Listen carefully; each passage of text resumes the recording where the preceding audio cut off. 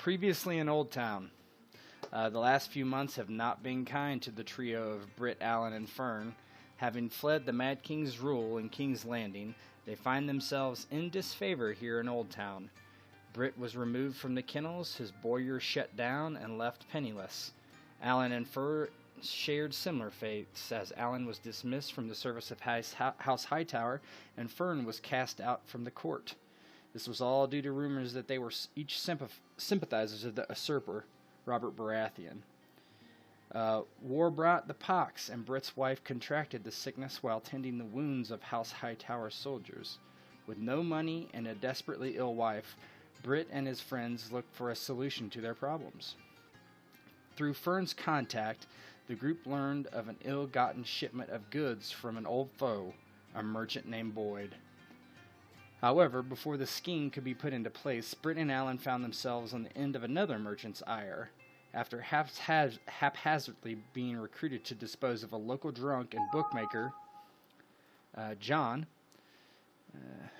the drunk's life instead, putting them at odds with yet another powerful man.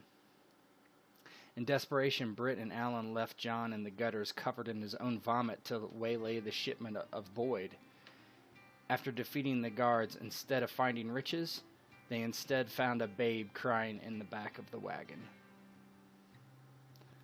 Okay, so is there any questions for what happened previously and that sort of thing? So, I know it's been like a year, and one person was there and 3 people weren't, so... No, I finally sat down to watch the video, so no, I don't really have any questions. Where are we at? I mean, I literally just finished. Go ahead, True Joe. I was just going to ask where we're at in relation to O-Town right now. Are we outside the city limits? More or less, I will. Okay. I will expand upon that next. Okay. Leaving the wagon sleigh, the baby in tow, the trio flees back to their shared hovel. In the corner rests Brit's wife, her chest rising and falling in rhythm, her breathing labored and raspy. Information that Fern received came from their contact, John the Drunk. Allen asks and finds that John was taken to the local jail. Now squarely in trouble with both the merchants Boyd and Lionel Crane, and likely the law itself, the 3 must navigate their way out of this situation as best possible. The first goal was clear: talk to John and find out what he knows about the shipment that was supposed to be spoils of war, but instead was an infant. Okay, so you guys feel free to roleplay. You're in a house the 3 of you share, and yeah. Yeah, I think Fern has been the one that has been dealing with the infant, seeing as the other 2 probably have no idea what they're doing.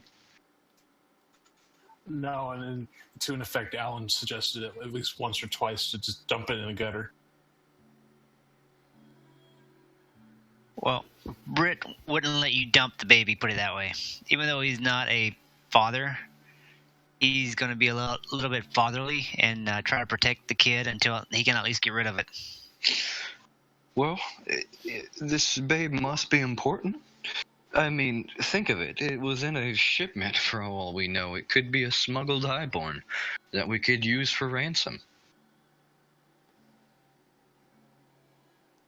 Yeah, Brit agrees, and he goes over to check on his wife while we're hanging out there.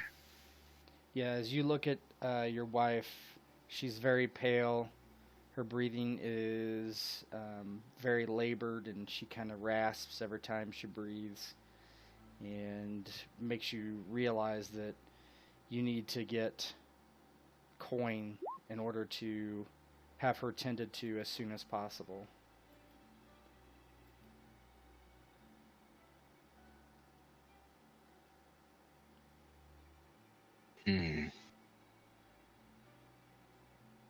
What time of day is it? Are we still at night? Afternoon. Afternoon, okay. The wagon we stole, how much would horses in a wagon go for? You left them behind. Because you just knocked the guards out and fled. Did we happen to take any items off the guards? I mean, you could take what they had carried, just something quickly like their small swords. It's not gonna get you much. Definitely not enough to help your wife. Oh, anything's more than nothing. Yeah, you could probably sell them for a silver total. I could make that in like a couple days, or not even that. Like I could make it in one day. I could make a couple, probably around like 10 silver in one day. How's that? Mummer. Yeah, no, I'm gonna disallow that. Just for theme purposes. You would have already done it by now if...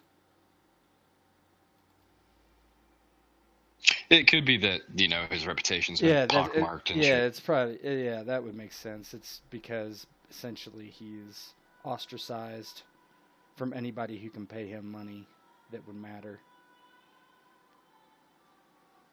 So I think we need to find the John the drunk, right? And figure out what's going on with his kid. And why the wagon didn't have the stuff we were supposed to get. Yeah, I mean, John is the one who told Fern where Right. it is. So let's go find John. Yes, I guess we should find him before he gets his head removed. Well, I know where the jails are. Yes, you do. And this jail is not in a particularly interesting place. It's in the near where you dumped him, essentially. So, one second.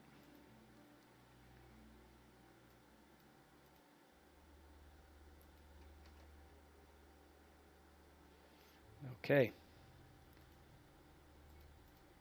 So you head to the slums where you dropped, or you left John and beat the guard probably to death. The local jail in this area is very poor. It was used to house the most insignificant of criminals, drunks and thieves, both of which describe John accurately. The jail itself was situated on the wharf and backed against a small tributary of the Honeywine. Shanties and lean-tos marked the rest of the area where the poorest of the poor lived. Until recently, these places were beneath all of you, as decent-paying jobs kept you squarely in the middle class of society. A guard lazily leans against the door jamb, idly watching passerbys with extreme disinterest.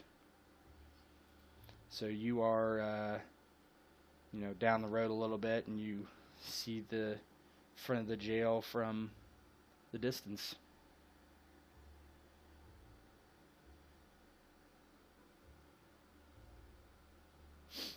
What do you guys do?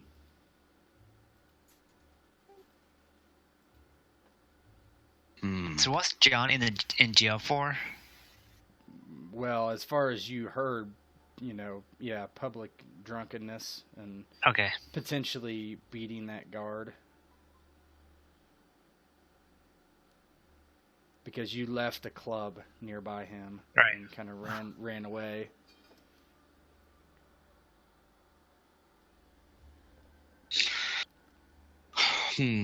How much coin do we have on us? Or do we have anything? You have a total of like 3 silvers. Okay. And Actually, go ahead, sorry. no, I was gonna say, in the last session I had mentioned it would take about a gold piece or so to get the correct aid for your wife. Right. Something that you think will work, not just witch doctors and barbers. Alan looks to Brit and Fern. He's just like, follow my lead. I was going to say I could goes pretend up to to be the one of his guard, bosses, but if you have a plan, then go right ahead. Brit nods and goes on. Alan kind of takes on kind of a dumber kind of look and kind of saunters over and he's like, "Oi, and sorry. I'm gonna use bluff for I this, was expecting to hear an Eastern European accent come from Alan,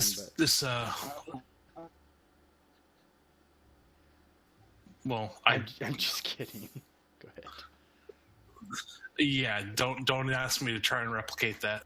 Anyhow, he's just like, "Oi, mind if we have a word with this man? He owes our boss a particular large amount of money. And so the guard is outside and looks He's at nothing you but a drunk." and he just like points inside. He's like, "Talk to the boss." And you head inside, I assume, to continue your scheme here.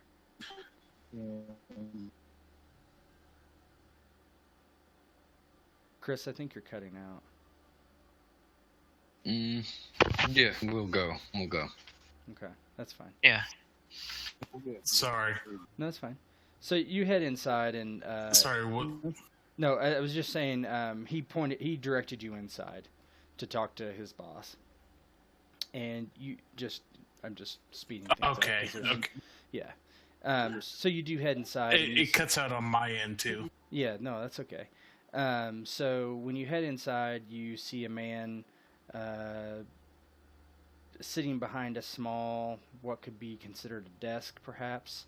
And there's about 3 cells in the room, and there's only one filled, and it's your buddy John, who is leaning up against the wall, looking very, very poorly, with vomit on his clothes and laying in a puddle, barely conscious.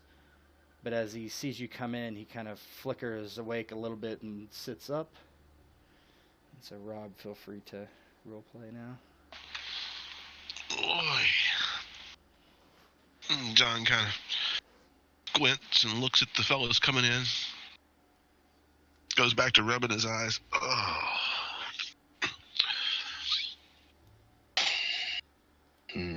Fern is just going to just look this just utter disdain as his his state is just disgusting.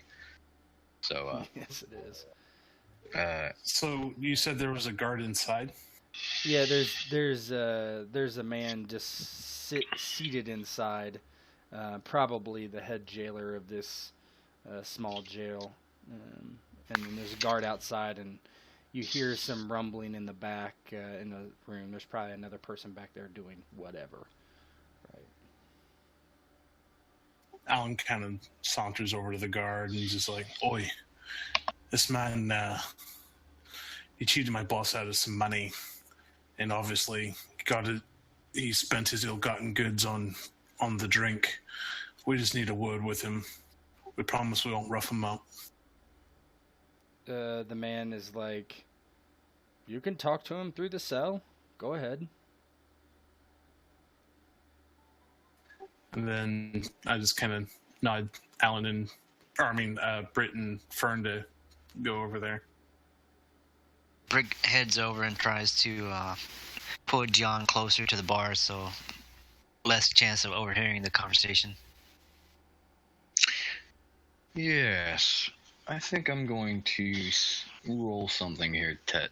Mm-hmm. I want to roll a persuasion convince to basically, well, it would be act, actually, to act like, we're roughing him up through the bars and being convinced. Well, because I want to use convince to make it seem like we're actually money lenders, like money sharks. Yeah, well, that would be deception act then. Mm-hmm. Okay. Act. Let's see. Fine with me. Okay, so what do you do?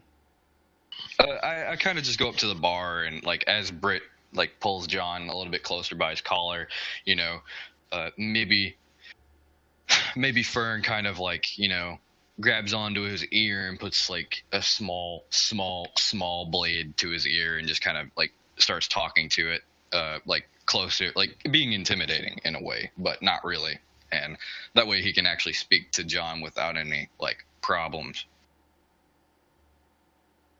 And to kind of go along with it, Alan will try and chat up the guard while the other two are talking to him to just kind of distract him. Okay, so you talk to the guard. He seems less than interested in what's happening at the cell at the very least. Well, Fern, have you got a drink? Okay, how sober is John? I mean, is he... Well, can we talk to him? Or is he kind of out of it right now? Well, I mean, Rob's playing John, so I mean, he's awake and conscious. I mean, I couldn't say he's not drunk, but Listen, he's parched. Needs a drink. John. We won't be getting your alcohol. We need your input. Why was there a babe in that shipment? all right, I'm gonna whisper something to you. Yeah, please do, because I don't have any freaking idea. Yeah. I think this is how I do it. What is it? /whisper? /W. Just shoot it in Discord if you want to. Oh, okay, that's easiest. Hold on a second. Right-click somebody's name and...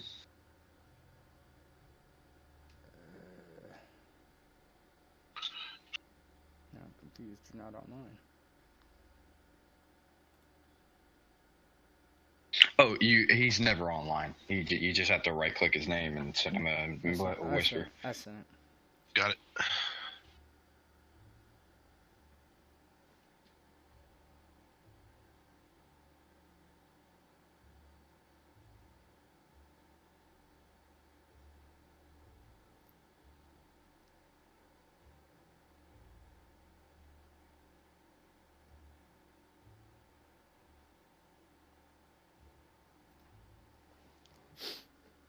I'm assuming we left the baby with someone back at the hovel.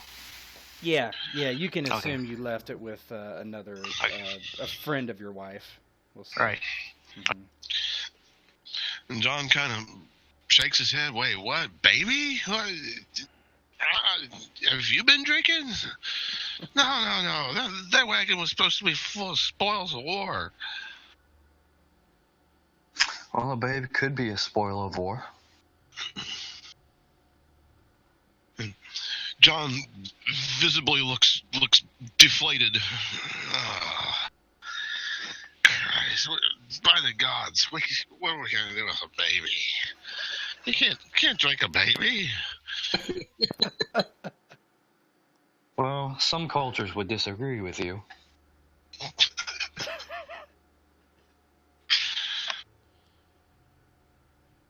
So what's Brit say to that? To what? Just talking about just what John just said. I don't think I heard that.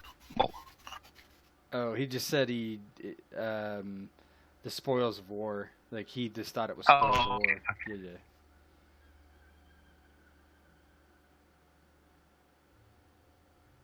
I don't know. Bert really doesn't know what to do right now with the babe. He's just thinking about his wife.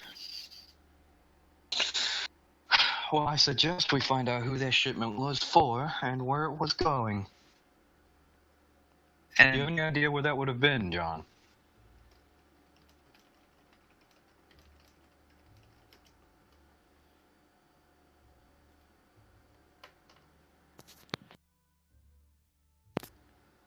You there, Rob?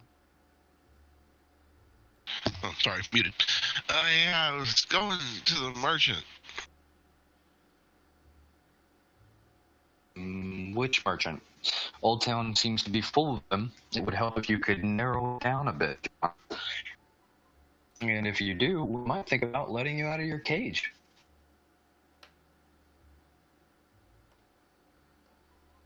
Yeah, I closed the handout with the merchant's name. Oh, wait, it's supposed I'll to be send here. it to you.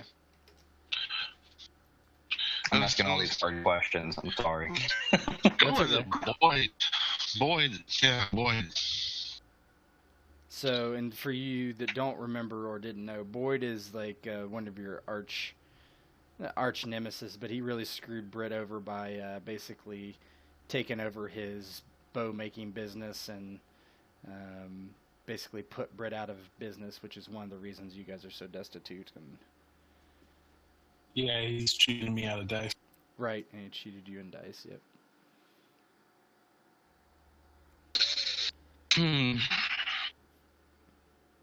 To and from Boyd, huh?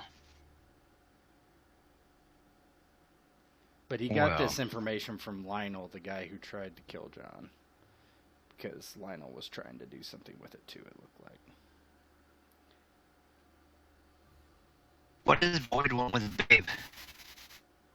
What does anyone want with a babe during a war?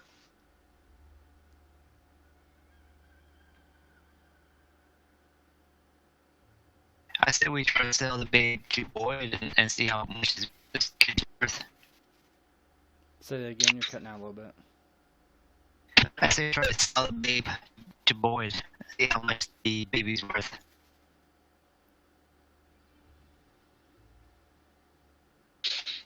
Yeah, we could, but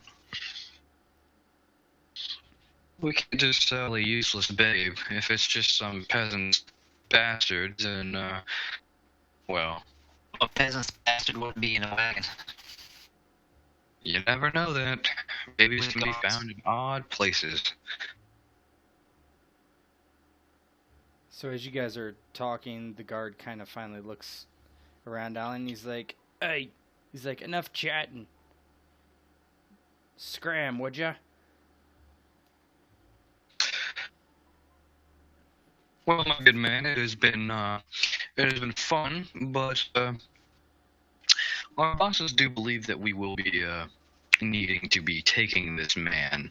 He has been non-compliant, and I do not think you wish to make this any more inconvenient than it has to be. Fern kind of stands up and like pats the dust off his clothes.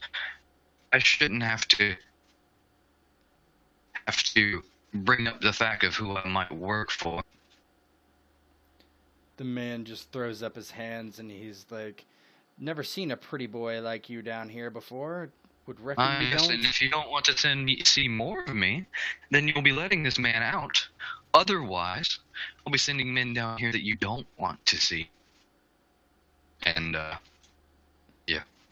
Okay, so You tell me what you want to roll with that. yeah, let's do it. Intrigue, persuasion or deception. That sounds like intimidate. So that would be either bluff or well, I'd have to. Is that bluff or act? Hold on. I mean, there's a point to the reason why I got convinced. I'm trying to make him believe on someone other than myself. Yeah, but convince is a persuasion. If you're lying, then it's got to be deception.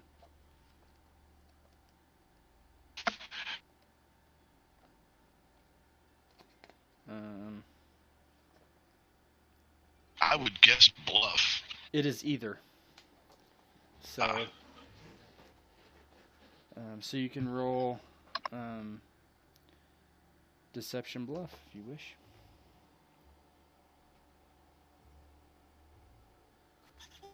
I've got a 2 in bluff as well, so. Yeah, you can all pitch in.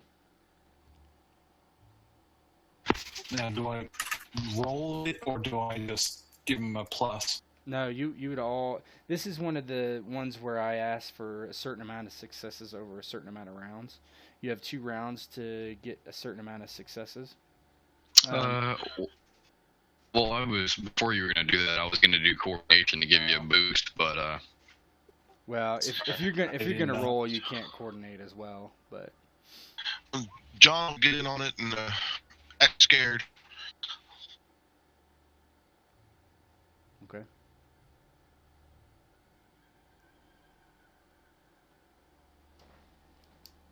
well, that's what I was saying. I wasn't gonna roll. I was just gonna do like actual coordination. But it might be better if I actually do roll now that I see that. I think it might be.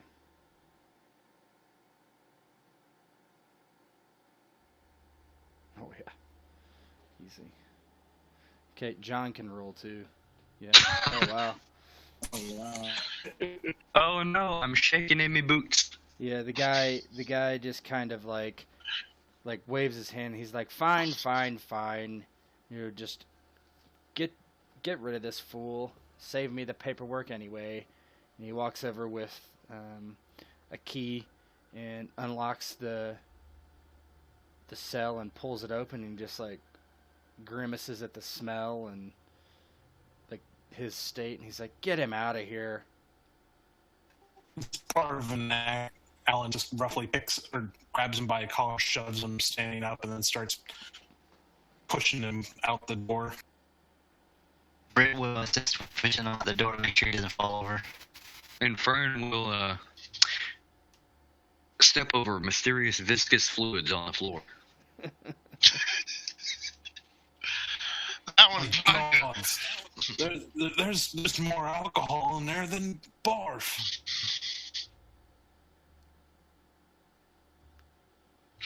It should be said, John, that at some point your intestines might be brewing the alcohol that you will need permanently.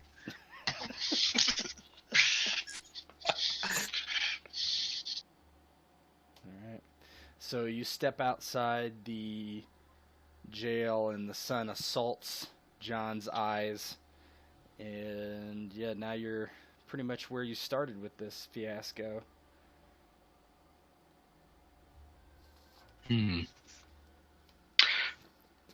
Let's see.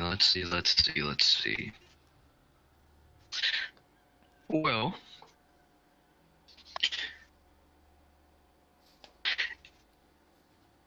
Don's kind of shaky. Anybody got a drink? no, but you can begin by helping me determine why Boyd wanted this babe. And upon hearing about the baby again, Don just kind of puts his head in his hands.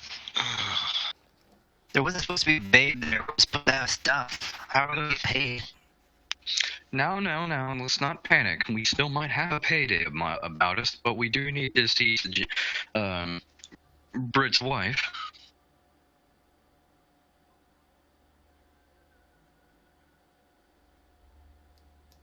Well, we can't get her cured without the payday.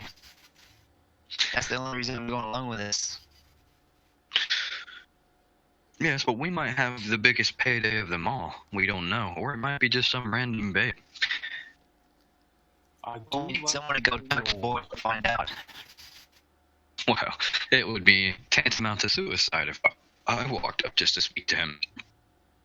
I think that's about the same for all of us. But I we have could something try to and have. pull some strings and pay some alms to some children to hear what they have heard.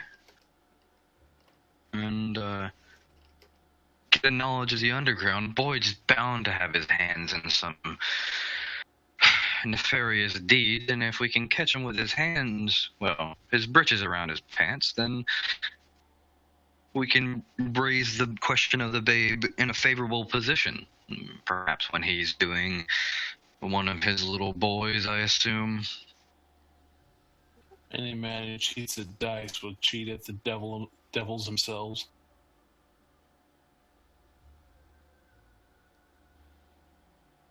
Alright, are you gonna try to go talk to Boyd? Is that what I'm hearing here? No, I want to do something even better. Okay. I want to use my knowledge skill Okay. of the underground and get a +1 from the connections. Okay.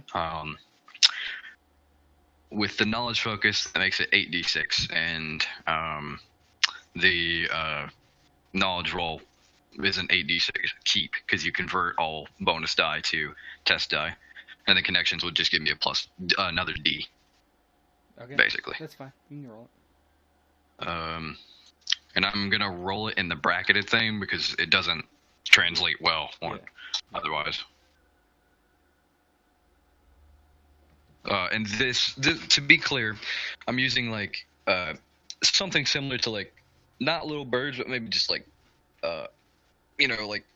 someone a bit poor. I would pay them to like have, if they had heard anything or similar contacts that I have. I mean, I paid for the connections talent. Yeah, no, that's fine. Yeah, that's all good. And I like, just to specify on what I'm doing with it, just to give you a little bit more of an idea. I'm specifically targeting Boyd for anything we could blackmail him on. Okay.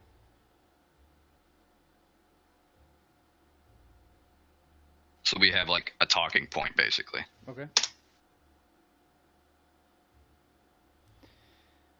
Okay, so in the slums, you take everyone down an alley and speak to a man that lives in these parts that used to work for Boyd.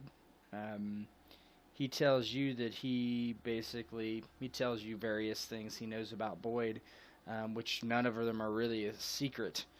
He's well known as a gangster and all kinds of vices. But nothing that you can really blackmail him over. But he does tell you that it's already hit the street that Boyd is looking for his shipment.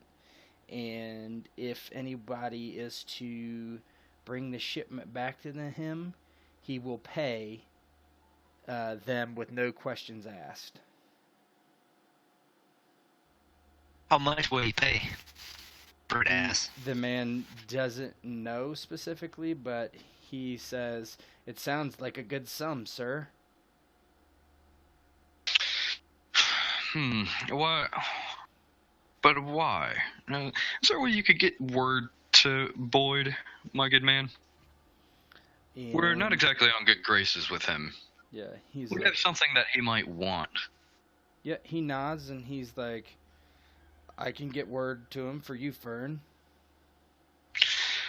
It would be. I would say that that's quite a thing. Thank you, if you can do that, and I'll make sure that when the goodies come rolling downhill, that I pass it along to friends in need.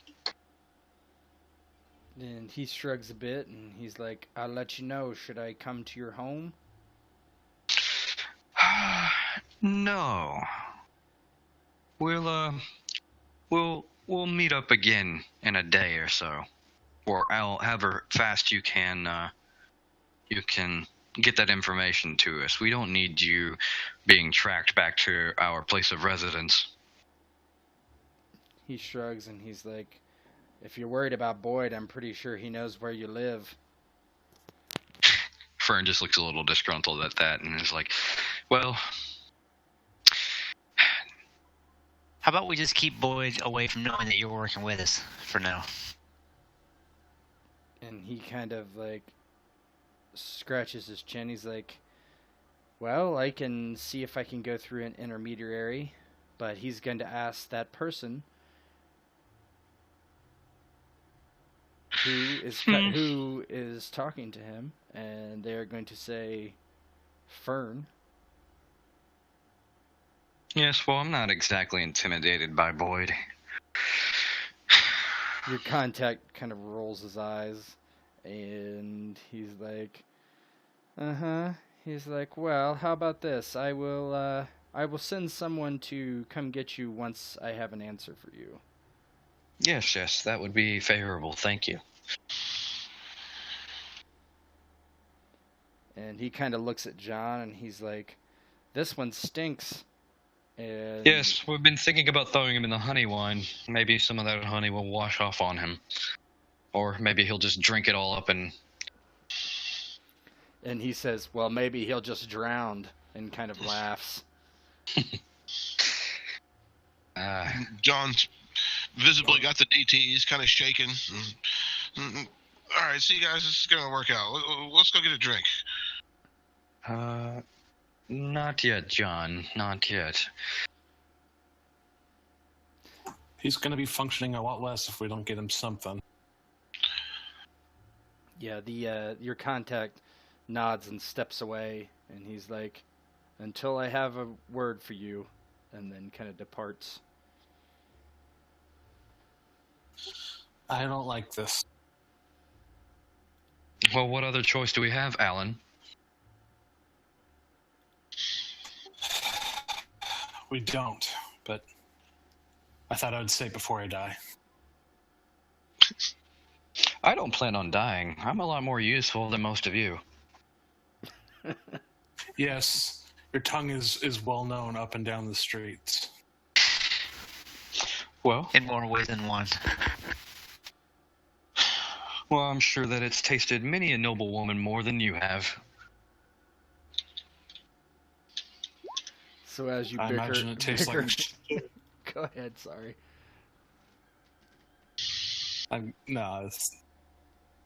Go ahead. No, you're okay. So, so what are you guys gonna do? You gonna head back home? Head to get John a drink? Is there any way that I could use streetwise or some other skill that could get me? Because I'm looking through what they actually do, and because I want to find out about like missing babes or news coming in from the lands of like nobles being missing. I mean, you can ask. It seems, especially in this, like, I mean, it would be unlikely you would find anything out. Just to tell you, I mean, the wagon was coming in from another part of the Reach, right? It was coming into town, not out of town. So, is there any like, did we find anything with the babe? Any iconography? no, Any heraldry? no, Any wrappings? Anything? nope. It was just in a wagon in a basket on a bunch of hay. That's it.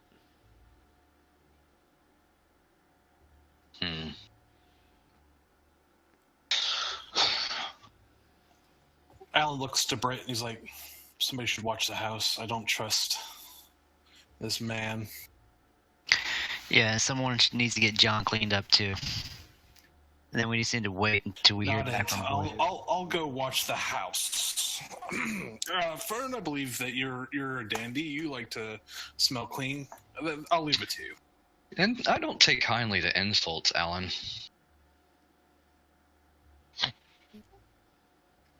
I'm going to head towards the house to blend in. I was going to roll blend in if necessary. But I just wanted to make sure that nobody would start taking other hostages. Okay, you can do that. And Fern will begrudgingly help John up to his feet and make sure that Fern's clothing does not get in contact with John. And begrudgingly again from his assortment of clothes that Fern had brought, John will make sure that he gets bathed and taken care of by changing him if he's not able to do so. And no.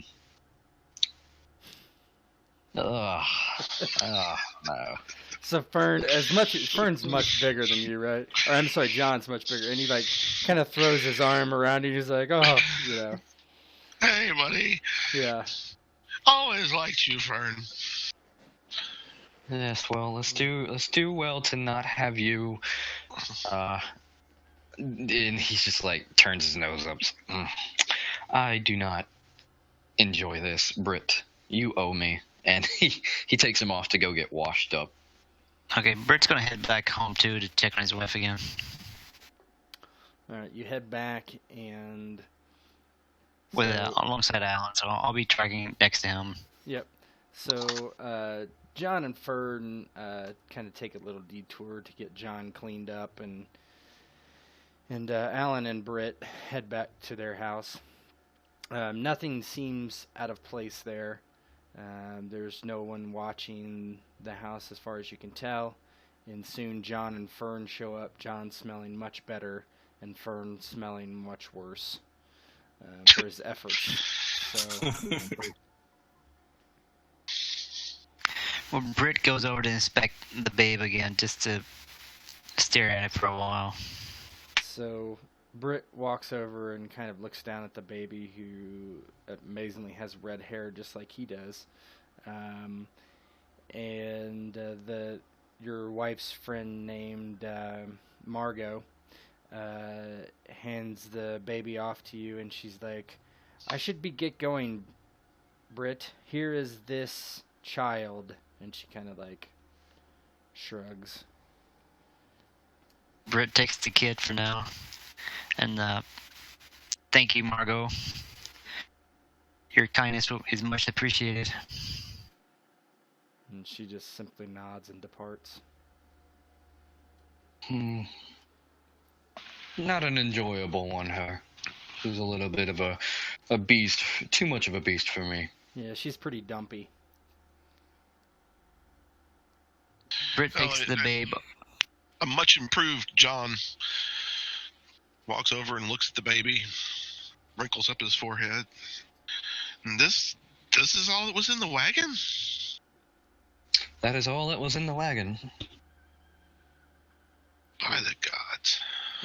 What was Brit gonna say? Oh, Brit was just going to take the babe and walk over and sit down next to his wife. And just Yes, Fern. Or yes, Britt. Bring the baby. Bring the baby next to Fern will just like walk over and grab the baby from Britt. And he's like, yes, bring the baby to the sick woman. You obviously have not raised a child before, have you? Brit And there's shakes like- his head. Obviously not. He just tuts. He's just like, tut tut. It's like, it's okay, little one. It's okay. And so after like 2 hours, Alan just good. Alan just shakes his head and he's like, I'm gonna go outside and make sure that nobody comes in. All right. So after about 2 hours of waiting with the baby who is getting hungry, starts and has been crying like at the top of its lungs for, a good portion of that 2 hours, putting you all on edge and giving John the worst headache he's probably ever had. Alan sees a man approaching that he doesn't know. It's not the man they had spoken to before. And he nods to Alan and he's like, have a message for Fern. Yes. And like Fern just passes the baby off to Alan, and it's like, yes, that is me. Alan just kind of stares at the baby, looks kind of like, what do I do with this? Well, Brit would take the babe away from Alan. That way Alan can go and make sure Fern doesn't get into any trouble. Okay, he says, Boyd says he will see you. When and where? He's obviously going to pick it in some place where it's favorable to him. And the man just shrugs and he's like, to his warehouse, you should know where it is. And you do. He owns a large warehouse on the edge of the slums. And he's like, you should go now. And he's like, points to the kid and he's like, I'd take that with you. Well, hold on, my dear man. You seem to find yourself in a bad position. I want to know who this child is. The man just shakes his head and he's like, I ain't paid enough to know such things. Can I tell if he's lying or not? He is just, yeah. If it's very obvious. It's pretty obvious he probably doesn't know who it is. Boyd, Boyd, he wouldn't be telling his underlings. Well, at least at this point, like, Fern will recognize that, yes, the baby was the cargo all along, and it wasn't just like a dupe. And he'll basically say that to the three. Brit asks, how much money is Boyd willing to pay for the babe? And the man says, don't know. He just said he was gonna pay.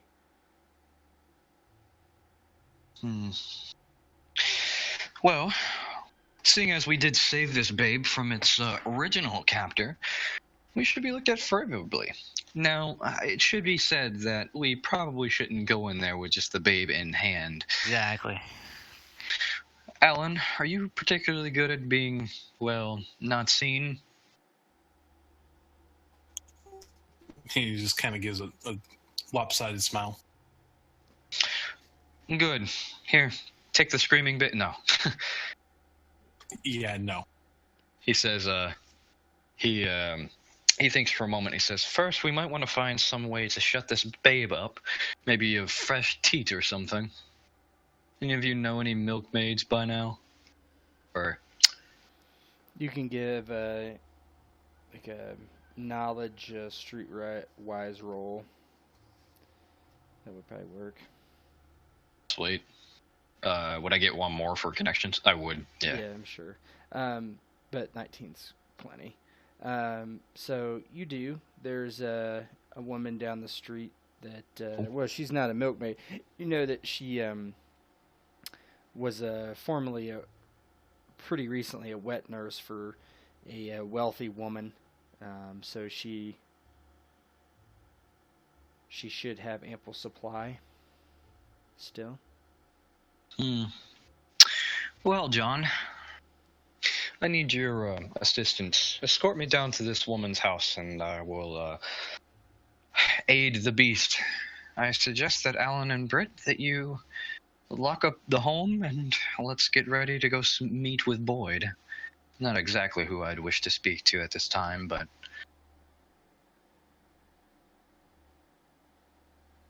Okay, so who's going and who's staying? Well, I think. I assume it's just like a second where we can go feed the baby. Oh, and, okay, good. We go to the main thing is us going to the warehouse. Like, Fern's just gonna go put the baby on a tit and for a second and hook it up to a pump and fill up the tank. So Fern and John, while Britt and Alan stay behind, go down the road to not too far away. There's a lady named Matilda, and John peeks in the window and sees her sitting in the corner, like she's just basically half asleep. It's open air window, obviously, so with some thatch probably draped across it. Yep. Pancake breakfast. Yeah, Fern just kind of rasps on the open window. Excuse me, Matilda. And she kind of peeks out and smiles largely at Fern, and she's like, "Oh, Fern!" And she stands up and kind of waddles over to the door and throws it open. She sees John, and she's like, "John," and she's like, "And what are you doing here?" Fern is just holding a babe. Well, I'm in need of your services, Matilda. And she's like, "What services is that?" And he just kind of hoists the, sobbing baby. Can you, or are you still producing? This one is, in need of a feeding. And she, frowns very deeply, and she's like, "Get that baby away from me. I'm not taking that baby." I'm not saying to take it. It only needs to eat. I'll pay you for your time, and if you're forthcoming, I might pay you a visit soon. And he'll kind of nudge that along. He or she shakes her head, and she's like, "You can't pay me anything. You're broke as shit." She's like, "I make far more than you for my services to the lady." She says, "If you wish, I'll take your services now in exchange for feeding the child." Okay, so that seduce roll is a 14. Okay, well, yeah, I mean... John, you just see this, begrudged look over Fern's face. It's just oh god, I'm gonna be, destroyed by this Amazon. And, he just looks at John and is like, man, just... There's, a Vietnam flashback in Fern's eyes as he just has to go inside. So you're leaving the baby out with John? Yeah, he just begrudgingly hands the baby off and is like, "Well, John, I can't say that I've ever left a babe with a drunk, but do try not to lose it this time." John looks, lose it. He takes the baby, obviously not quite sure how to hold it. Tucks it in his arm and looks down at it. "Yeah, I'm with you. I want a drink too." So Fern heads inside, and while John's outside watching the baby, there are unnatural noises coming from inside the house. And in about 15 minutes, Fern walks back outside, his hair disheveled, and looking very sad.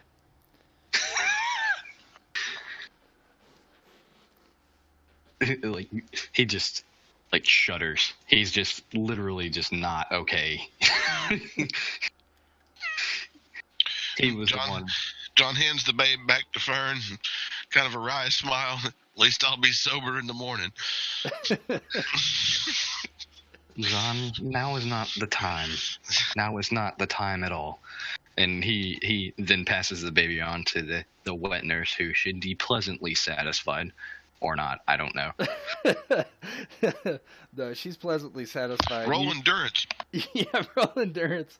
You see as you pass by her asleep with the baby on her teat, and so and that's when Brit and Alan kind of walk by on their way to the warehouse. Yeah, I kind of wave them down and say, we are to stay here for a moment. We need the baby quiet. Alan kind of sniffs the air and it's like, why do I smell shame and just, oh. He looks at Fern. Oh, okay. Yeah, the warehouse is a couple blocks away, so. Yeah, so we can just speed along there if we wanted. Okay. Yeah. All right, so you head to the warehouse, and the guy that came to alert you and tell you about Boyd is there waiting outside, and the large doors in the front of the warehouse are thrown open. And he says he's waiting inside. Yeah, I think. So was I? Was I the one who's going to sneak around, or was I? I was thinking that you were going to hide with the baby, and because you don't take your bargaining chips to a negotiation. You just don't do that. Right. Yeah. Well, the baby is not here, so. So can I try and stealth with the baby? Well, I mean, I thought you wanted to keep. Oh, I mean, if you want to keep the baby with you, that's fine. I just thought you were leaving it with her, but. Oh, if that's the insinuation, then yes, the baby could be. Yeah. Actually, that would be a better idea, probably. Okay. Yeah. That's what I thought you were We're doing. leaving the baby with her too. Mm-hmm. Oh, you were just trying to get to eat to shut up. I see. That makes sense. Oh, okay. Yeah, but no, you can leave it with her. Now, you could still try to sneak around the warehouse where the guard didn't see Alan if you so wish to. Yeah, I mean, I could go into this negotiation and just be by myself. I don't care. Like, and you guys can try to do some skulldaggery if you want. Like, they only know it's me, so. Yeah, that's what I was thinking too. We just send one person in and everyone else kind of scouts it out. I'm pretty sure this guy's going to demand 1/4 portion. That's why I have bargain. All right, so the warehouse is very large. There's many alleyways that butt up against it and stuff. Plenty of places to hide. There are several entrances into the warehouse to get out in any direction, pretty much. So what is your goal here? To see if it's an ambush and how to avoid the ambush. Why don't you go ahead and roll awareness notice? John, Alan, and Brit can do that. John has a negative. We'll give him a -3 at this point for being drunk.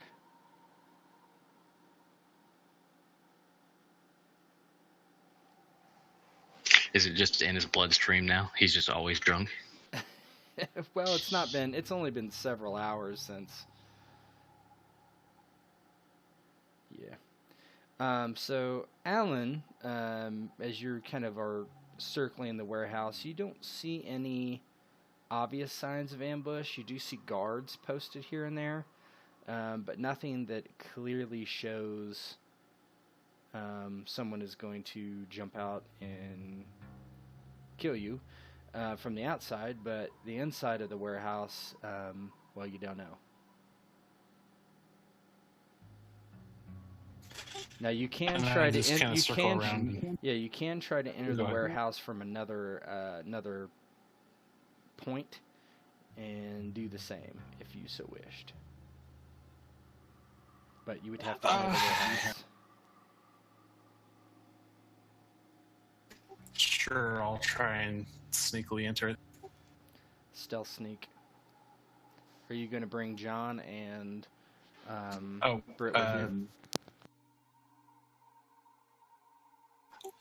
Well, would I be rolling for all of them or just myself? Because I just yourself. Rolled. Yeah, I'd be bringing them along with me because, or at least Brit. I don't know about how functioning John is right now. I mean, John's still got the -3 to his rolls. And I would have gotten Brit then and just told John to wait outside unless he hears like the sounds of fighting or something. Okay, Brit, you want to roll your sneak, stealth sneak, if you have that.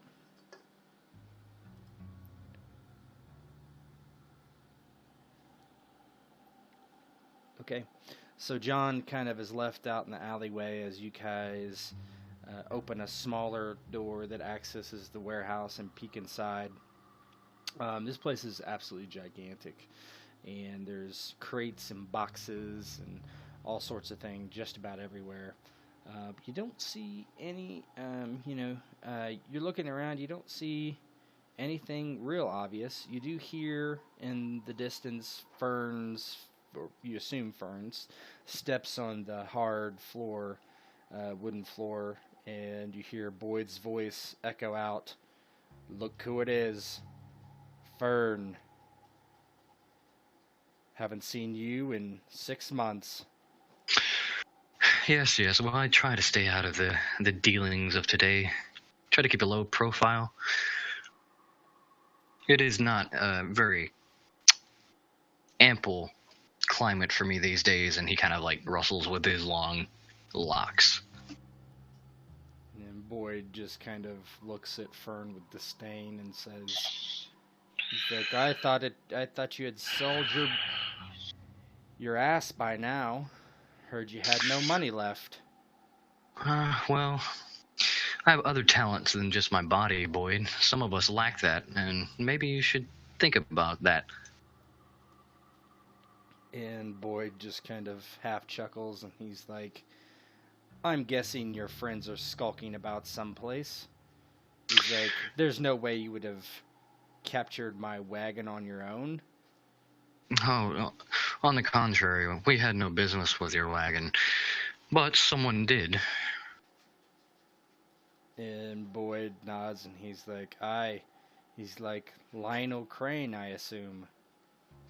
Well, that's a dead crane if you ask me, but from what I saw anyway. Then he shrugs somewhat and says, do you have it? Well, the question is, what is it, Boyd? I mean, I'm playing with an empty hand here. You don't know if I have it or if someone else has it. Normally, I deal in absolutes, but I sense an outing for my... I see an outing in my political situation,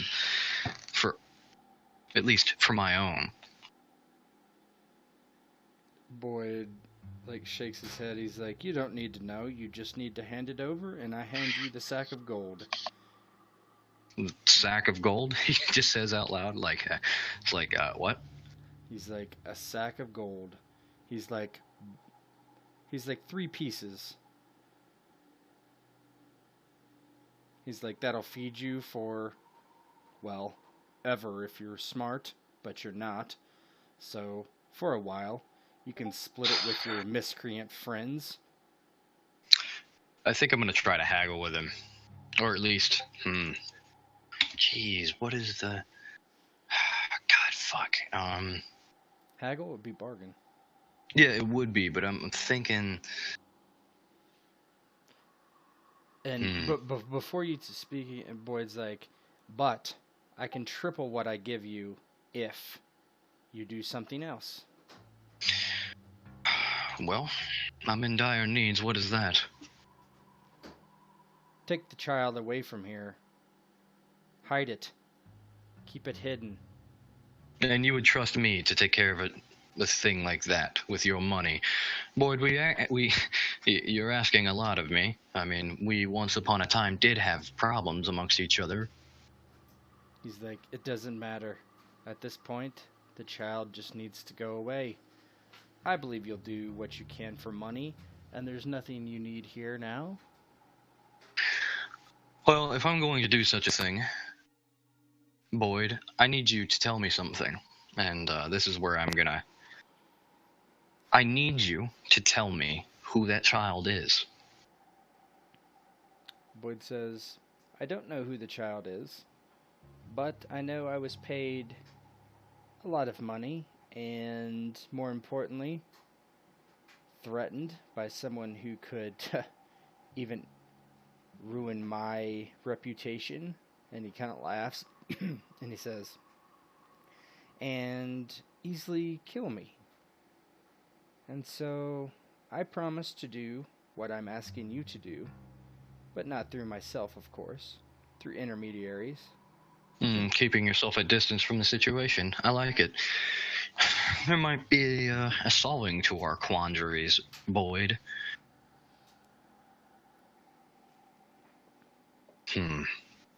But you're asking a lot. He's like, I'm giving a lot.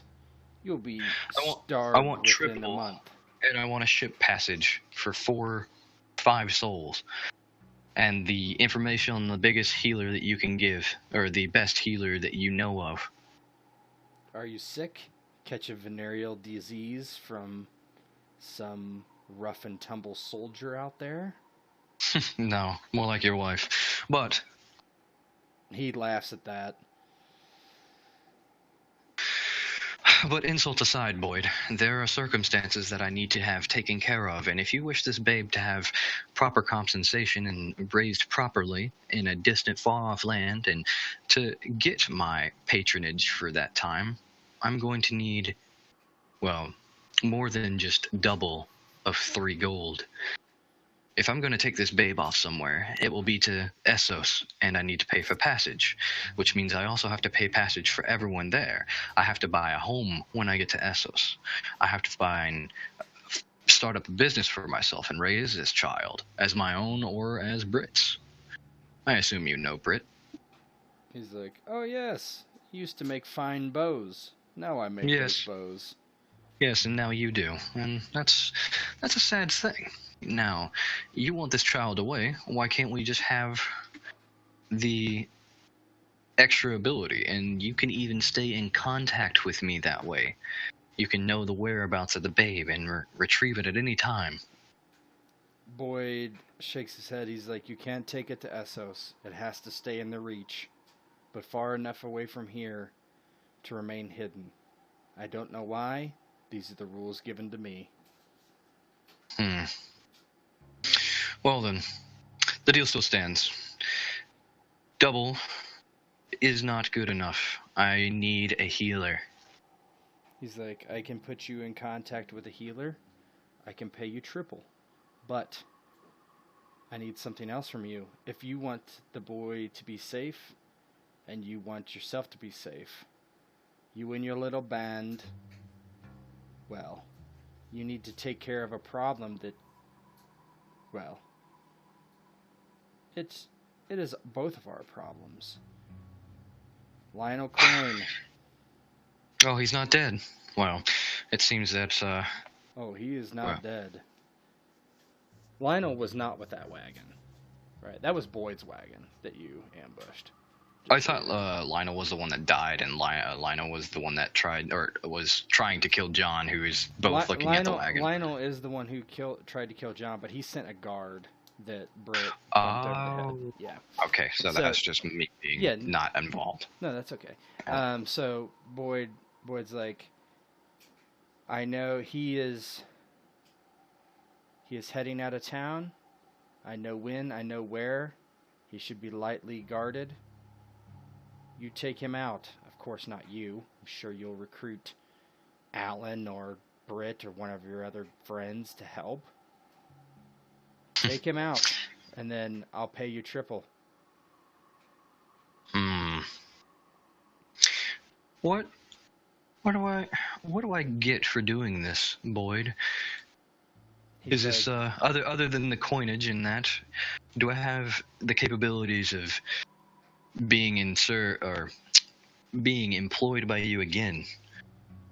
What I'm doing here isn't exactly a source of continued employment. You must understand. And so Boyd kind of rubs his double chin and says, I have specific use that aren't really usable on a farm, if you understand me. My place is in a court. I used to sell information from King's Landing and all over the place, from noble ladies who had loose tongues and noble men with even looser. Boyd says, we might be able to work something out. I could use a contact deep into the Reach to the east. Well, then that is where we'll go. You'll be receiving some sort of letters. Or I can't say that it'll be coming by Raven, but that'll be a part of the deal when we come back. You can consider the man dead already. Says, Boyd nods. He's like, bring me his head and show me the babe, and then I'll give you the money. Well, I can tell you now the babe has red hair. The Boyd says, I don't know what it looks like. Oh, Never was told. Your employers lack foresight, I assume. You could have just picked up any babe, but whatever. Let me go inform my compatriots, and Fern goes to turn and leave. And Boyd just turns around and grabs like what looks like a giant melon and starts like inhaling it as you depart. And you His head back. triple chins. Yeah. His triple chins ripple in the distance. Right. There's a slow-mo scene. So you head out, and by this point, Alan and Britt have kind of made their way around, already hearing the conversation, and they take John with you, and you kind of meet out kind of in front of the warehouse. Well, I have just hired you all out to kill the crane. Alan makes kind of a choking sound. Listen, there is a lot of money on this. A lot of money, and a healer for your wife, Brit. So what does Britt say about that?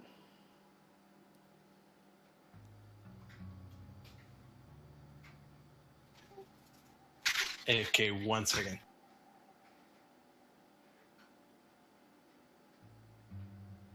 Sure, Joe, you there? He lit up for like a second, and another second. Yeah, I think he said 1 second when he lit up. Oh, okay.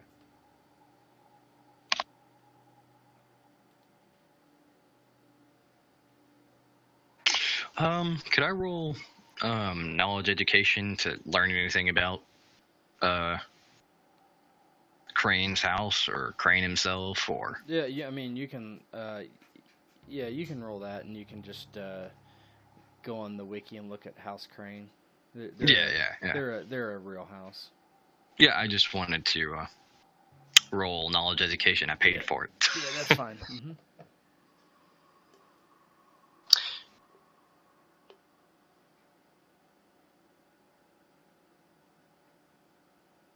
Mm-hmm.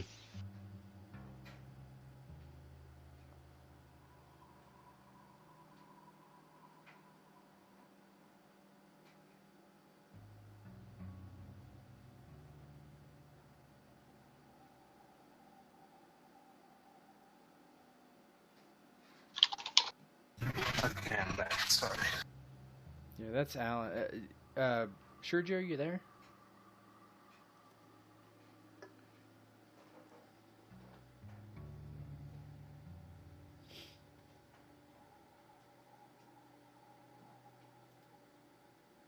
Rainbow Guard.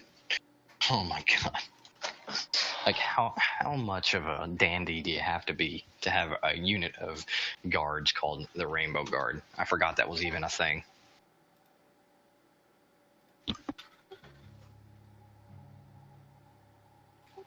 Who's a Rainbow Guard? Renly Baratheon. It's his guards, basically.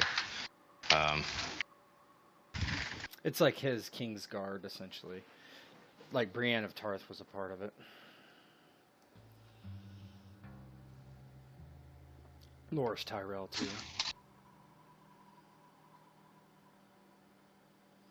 Yeah, he's having some... Well, I mean...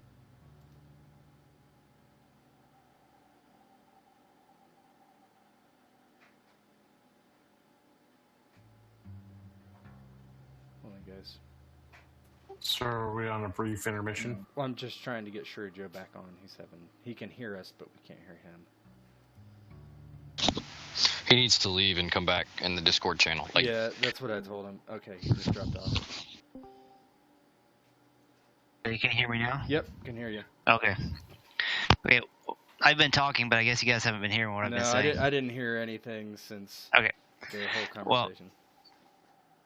Brit, to summarize, Brit is uneasy about killing someone, but he's perfectly fine with taking the babe and going east and taking Boyd's money.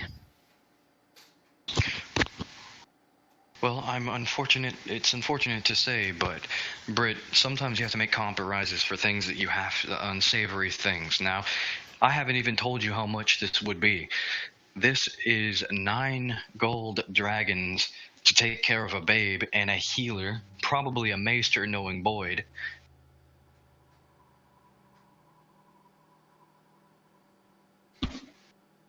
Boyd seemed genuine in his predicament.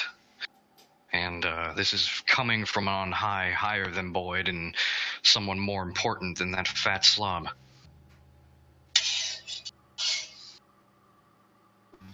You hear that, John? You could be drunk for life. Yeah, let's get a drink. That's my John. Little do we know this is bad about leaving you in the mud. Little do we know that this is John, the jerky salesman's brother. It's about the same time frame. This is the prototype. Ooh, yeah, John. jerky. Let's get some jerky and a drink. So what does Britt think about all this? Is he going to go through with murder? No, I mean, I think you guys are going to have to convince Brit a little bit more. Brit looks to everyone else and says, how about I just take 1 gold and the babe and head east, and you can have my share to do the rest of the work.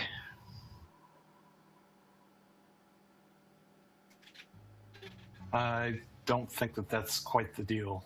I believe Fern needs to be involved in some manner.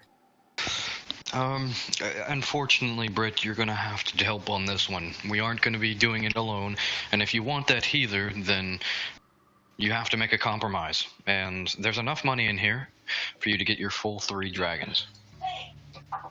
And Britt is probably...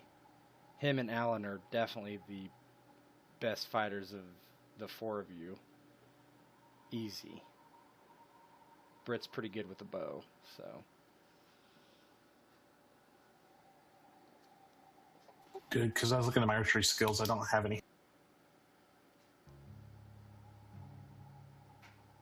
Yeah, But Brit my is. combat skills aren't great either. Brit's pretty good with a bow, but he only has a hunter's bow. He doesn't have his longbow anymore.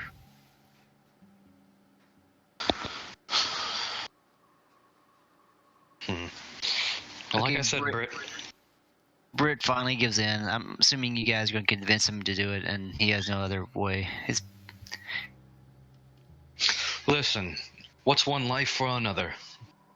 And as far as I'm aware, Crane isn't exactly the best person in Westeros. So let's just agree to disagree that, well, one life for another is, well, just a penance.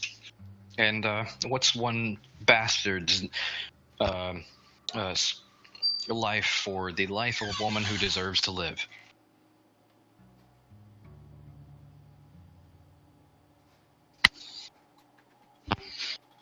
At least you'll get a family out of the deal. Okay, Brit's convinced now. I mean, it took some pushing, but he's ready to fold in. So now we need a plan. Well, the good thing is I know exactly when and where he's leaving the city. All we need to do is have the babe ready, show it to get the head of Crane, bring it to Boyd, and we're good. Did we get an advance on this? Brit asked Fern. No, but I have something that he wants. It's very obvious that the babe is definitely what Boyd wants. I mean, I didn't get any, Boyd wasn't playing any games with me, I assume, because we didn't even do an intrigue, really. No, So there was one set up. I didn't really need it, so. But how do we know Boyd's not going to double cross us and take the babe as soon as we show it to him? Well, let's just say that someone, and I could feel it, I could see it in Boyd's eyes, that there's someone above us all who is strong-arming the fat pig that is Boyd. Brit agrees, and then turns to Fern and says, how about we show him the babe, get an advance, use some of the silver to hire some bandits to interrupt the caravan, and then we attack during the confusion. Could do. We could use the distraction.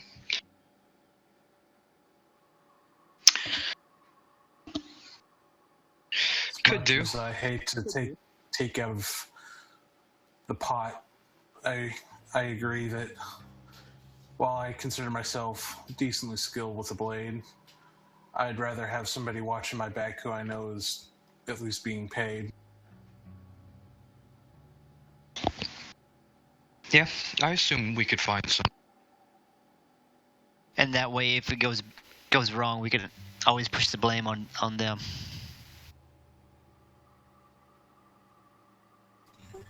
And I don't think it would be much to put on our little sack disguises again. Fern kind of thinks for a minute. It's like, yes, I could probably meet up with the pig again and show the babe from a distance. Get some sort of leverage on coinage, and maybe not even then. We might have to do this on our own, to be honest with you. We need some payment in advance if we're going to murder someone. Brit, he's finally able to go along with killing someone, but he needs to know that he's not going to do it and then not get paid. It's a reasonable request. Well, the deal's been done. Fern kind of rolls his eyes and says, wait here. Send, wait here, go get the babe, and bring it exactly here, and it's like an alleyway. I'll get one of his men to come out here and show him the babe in question, and I will do my best to negotiate, and if one of you gentlemen wish to come with me, then that would be much appreciated. Yeah, I'll watch your back, Dandy. Okay, Brit says, I'll go get the babe. Okay, so Brit hustles back and grabs the babe, which is asleep on the tit of Matilda, and she's happy to be rid of it. You hustle back, and you take it to the spot Fern asked you to, and Fern and Alan go back inside, which they're allowed back inside, and Boyd is seated, and he sees you come back in. He's like, what are you doing? Shouldn't you be preparing? He's going to be in that location in just a couple hours now. Yes. Oh, And he looks at Alan and he's like, I see you brought the jailer with you. That's a good choice. I'm sure he could slit some throats. yes, that's what he's being paid for, basically. Now, I need one of your men to come see the babe. I thought I'd make good on my end of the bargain. Boyd stands up and he's like, I'll see it for myself. If that is so, if you trust me in a cutthroat, then follow after me. And you notice that there's a couple men that kind of peek out from a few boxes. Not from boxes, but from around the corner, and they start walking from around to Boyd's rear, and he's like, I'm not worried about you. I'd grab you by your stupid hair and yank your head straight off before he stabbed me. And then he smacks his arm, and he's like, I was a fighter back in my days. Yes, but now you just look like you're more of a pig than normal. But that it suits you, Boyd. Now, let us be about this. We have business to deal with. And Boyd just As it is. nods, Go and ahead. he's like, you walk in front of me, talking to Alan. Well, He doesn't really care about you. And he just kind of looks at Boyd like, Boyd, I wouldn't know where to begin to go and try and slice your throat. There's too many chins. And so Boyd walks out. He curses, and he's like, I'll be glad to be done with you miscreants from my place of business, always causing me problems. If this wouldn't have happened, I would have loved to see you starve. And as you walk out, you head towards the alleyway at some distance, I assume?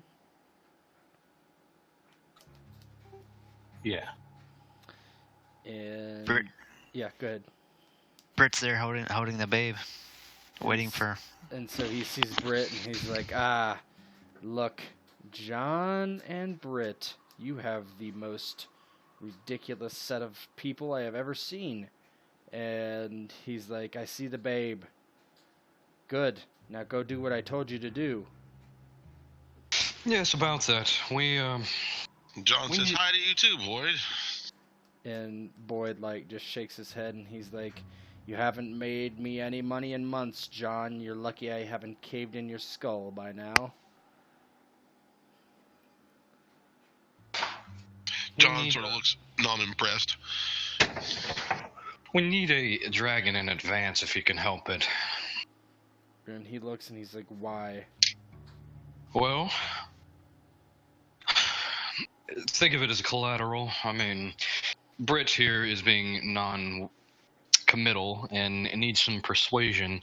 Not to mention there's a financial risk involved. And Boyd says, who's the healer for? Tell me now. I'll offer the healer now, and I'll send one of my men to help you kill this fool.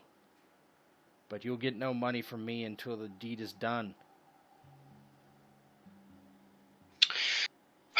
The healer is for Brit's wife.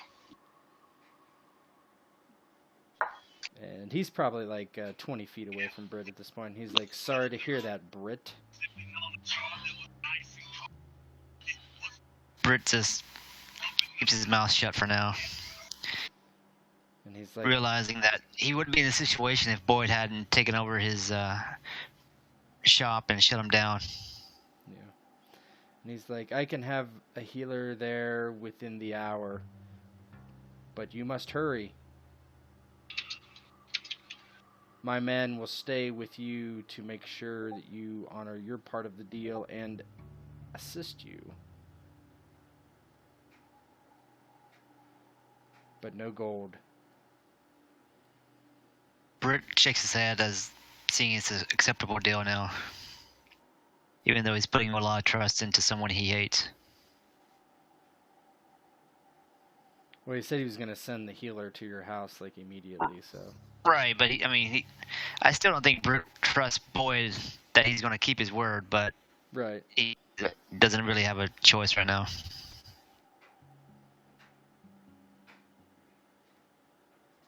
Anybody else have a comment?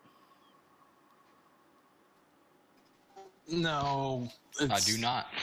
It's honestly, to Alan, it's a fair deal. I mean, he is paying what would be considered a considerable sum to. I mean, that's worth one gold dragon just to get the healer to fix up Brit's wife. Mm-hmm.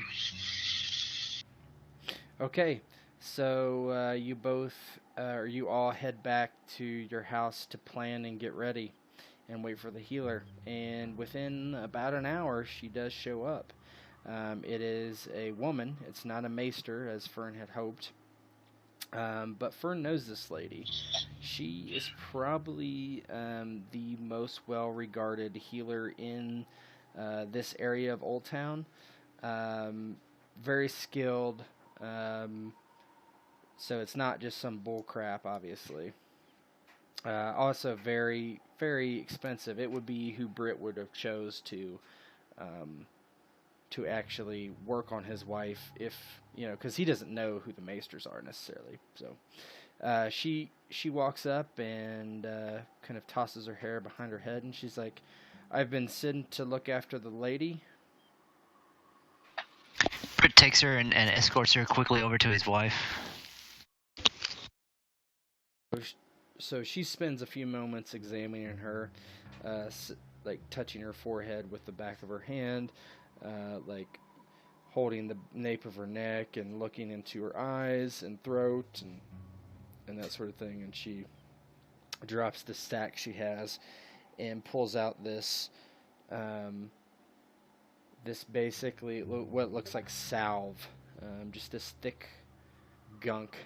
And she alarmingly tears off her shirt, leaving her bare-chested, and just kind of rubs it all over her chest and stomach and shoulders and neck. And she's like, she's not to leave for this spot for at least, well, a few hours. And why don't, Shurijo, why don't you roll, let's do 4d6, keep 4. Okay, how do you, is it just roll? So, yeah, you can just do /roll 4d6. 4d6. Like yeah. 4d6, keep 4? Yep. Okay. So, the salve is applied, and nothing changes as far as you can tell right now. The woman says, "That should be all that's needed. That's all Boyd has paid me for. If he wishes me to come back and revisit your wife, I shall." And she kind of nods and she says, "Watch her breathing. It should improve. The more stable her breathing becomes, the more the salve is drawing out the toxins from her body." And she's like, "You're very lucky. Much longer and she would have been too far gone."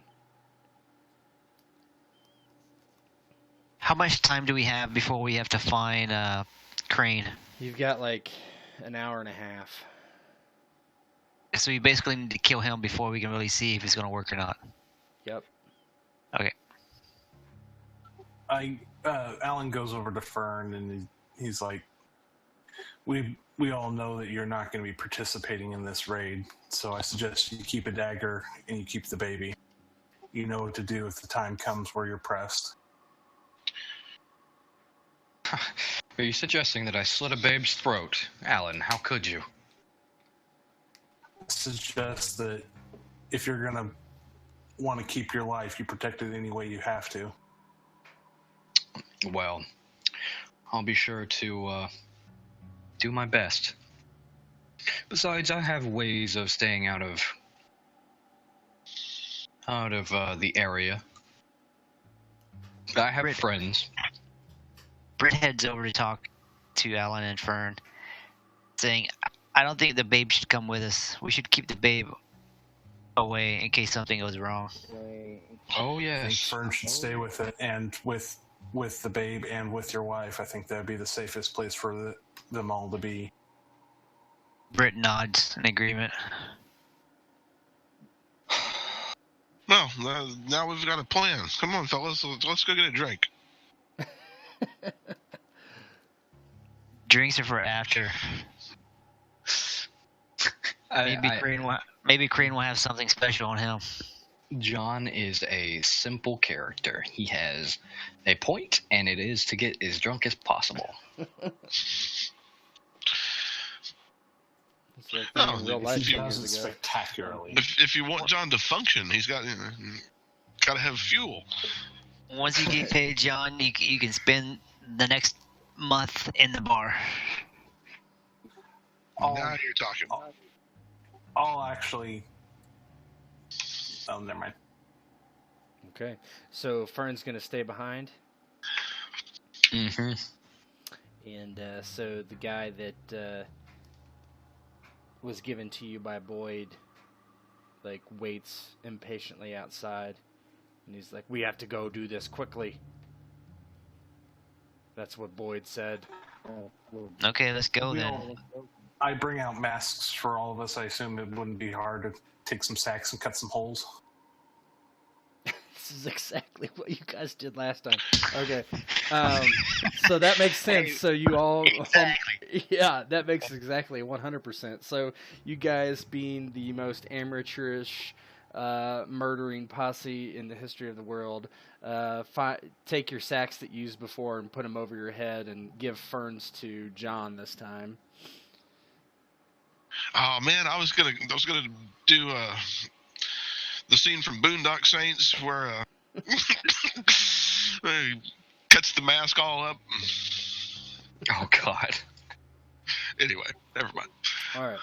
So this is very eerily similar as when you found the babe, and you're wondering if this is kind of deja vu. It's been 24 hours since the similar, almost the exact same thing happened, and you're waiting on the side of the road, and in the distance you see, it's getting towards dusk now, or a little past. It's almost dark, and you see him and two wagons riding on the street away from town. Do one of us have a hand axe at all? Well, you could have a hand axe if you wanted. Okay, because I was thinking we could chop a couple of trees, and then when the horses and wagons get close, we could push them over just to stop them riding away. Okay, I think that's fine. You could Kind of block them in on front and back. Yeah, you probably wouldn't have time to do both sides. Okay, just the front. Because you would only have access to one axe, but Okay. yeah, you can do that. All right, so and as you get closer, you chop and chop and chop, and you kind of push it over, right, as they get close, and a log falls across the street before them. All right, so get rid of Fern. Hold on. I would not be useful in this situation. I mean, I could coordinate, but This guy is your guard, okay? Just keep. I'm gonna do. Just so you yeah, know. that's fine with me. That is fine with Which me. guy? So let me. Okay. I'm gonna, I don't know. Yeah, just give you control all the guards. Just don't move the ones that are. Could let Fern roll for that other guard. That way, Yeah, that's everyone what, has some of the... Yeah, that's what I'm doing. Okay. So you have control of the guards as well, Rivers, but just move yours. All right, so let's go ahead and roll initiative. So that's agility, quickness. You can either click your button or whatever. I can't actually see the sheet Oh, you of can't? the guards. No. Let's see. Edit. Oh, sorry. Try now.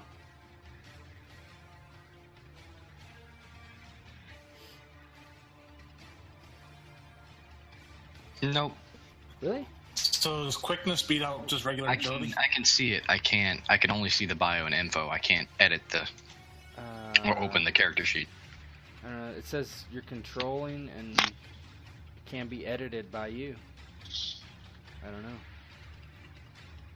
Hold on, let me close and open it again. But I'm There it goes. What were you saying, Chris? Does quickness beat out regular agility rolls, or No, you combine them. because I tied? Well, You tied what?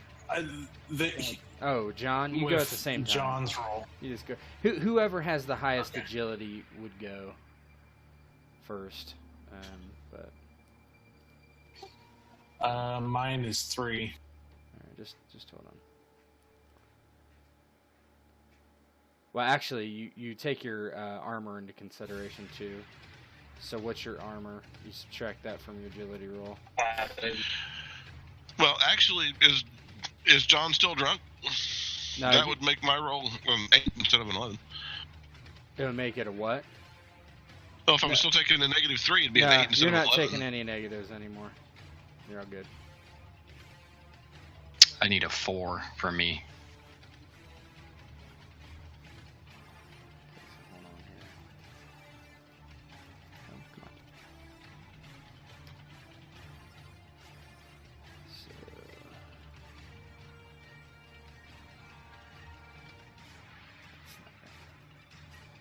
So, sorry.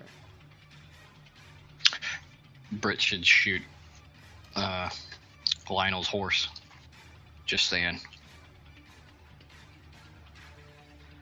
Alright, so 3 for this guy. It's gonna be hard to. I'm gonna do a nameplate on this guy so I can keep track of him.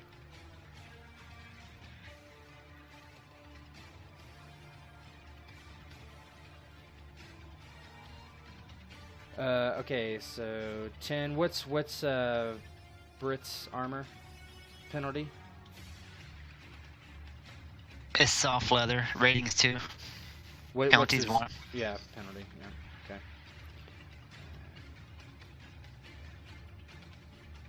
Can you turn down the volume of the background music a little bit? Yep. You can also do it from the master control, but yeah, I can.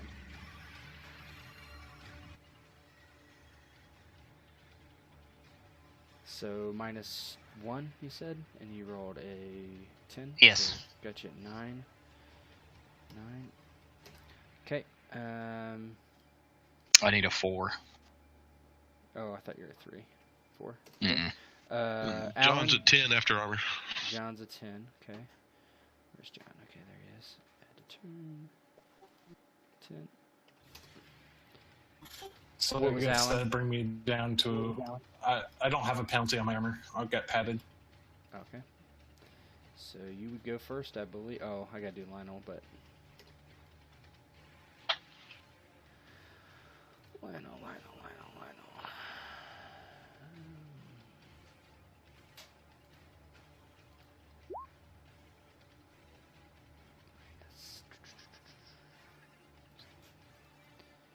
Alright, so Lionel is. Okay, go ahead, Alan.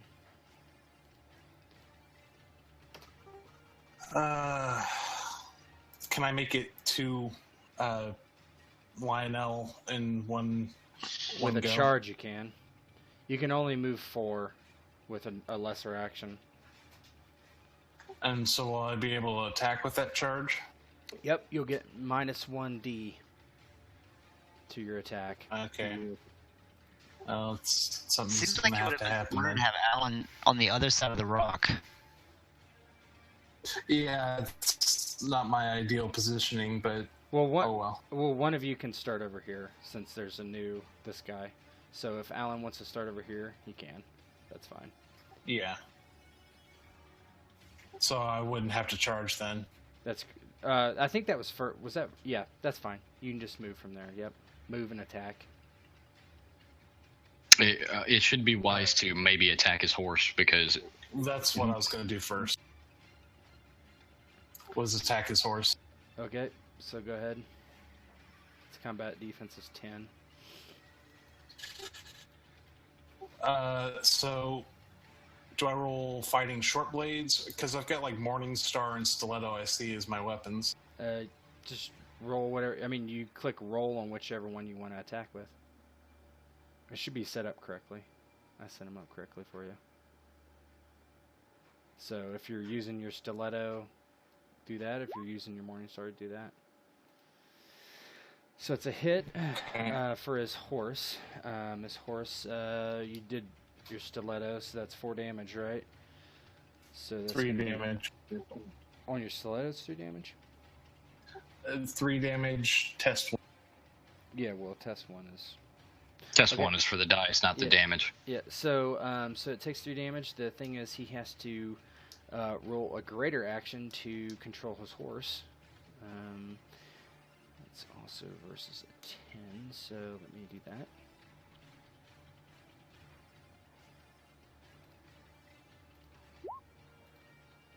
So he uses a greater action to control his horse, so his turn is Forfeit. passed. Forfeit. Yep.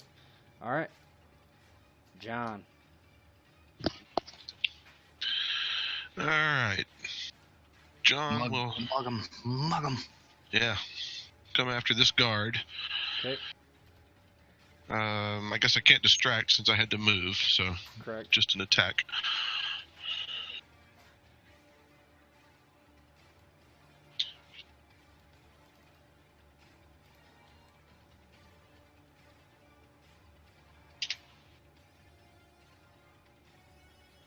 Is that right? No. Yeah, Yeah. that's right. So what did you attack with? What weapon? Stiletto. And what's your damage on that? It is 4. 4. So that's I'm pretty sure that's 4 degrees of success. God damn. How does he get a 4 on his stiletto, but I got a 3? his What's your his agility? better. Yeah, my agility. It's 14. It's 3 degrees of success. 12 minus. And it's the stiletto has piers, so I'm not sure how that. So it'd be minus 3, so that would be 9 damage, and I believe that is all he has. Yep. So basically, John rushes up towards the wagon and kind of jumps up to the bench and stabs a guard underneath into the armpit, and he just kind of like falls forward onto the horse that rears. Okay. Brit. Okay, Brit is going to use a lesser aim action, Mm-hmm. and then another lesser action to fire his bow at Crane. Okay. Seeing that our only objective here is to kill Crane, we don't really need to kill the guards. Yep, that's We fine. can just kill him and get away. Yep. Okay. So, so just, I mean, I don't know Marked. what your, but you just Just add marked. one. Yeah. What's your? Let's see. So It's you- 4 with the 2 bonus. Yep. So plus you get an extra bonus for your aim. So you'd Right. roll 7, keep 4. Right. Yeah, I think you would put it in your test die. I think it makes it, if you Yeah, you can. select what it...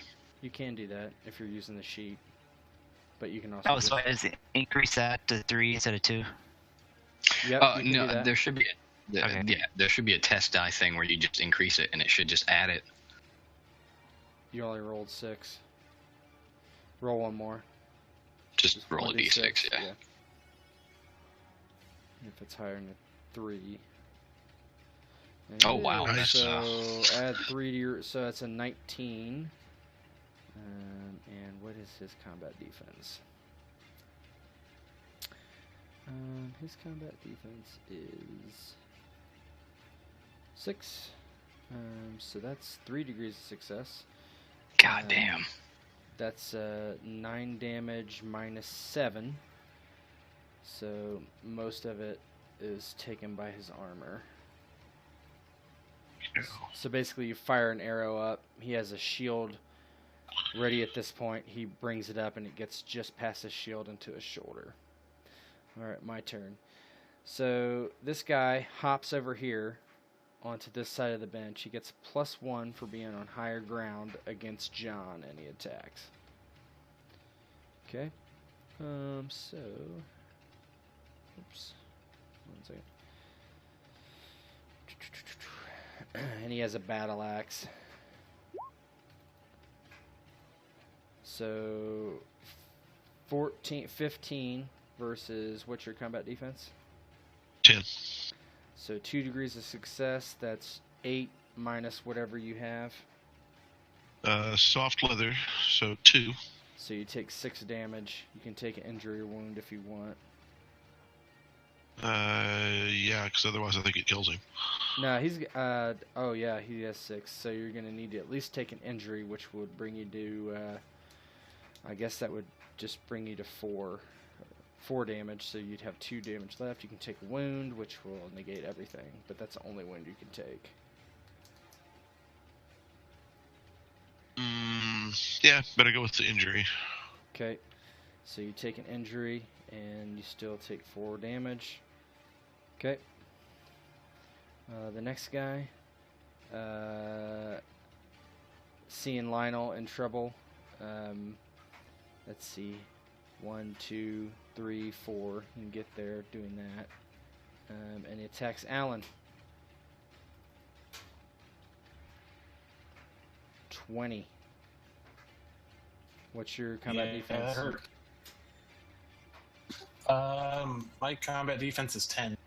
10. 3 degrees of success. That's 12 damage. What's your armor? My armor is 1. So you take 9 damage. So you can either take an injury, which will. I'm going to take an injury. Okay, so you take an injury, which brings you to 2 damage total.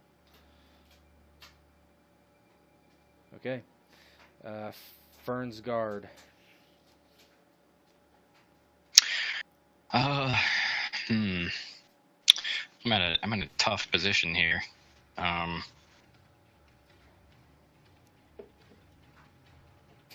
Well, to prevent anybody from getting attacked, he'll move there and attack that guard. Okay. I can't move the token, but Oh, that's weird. Okay, I got you though.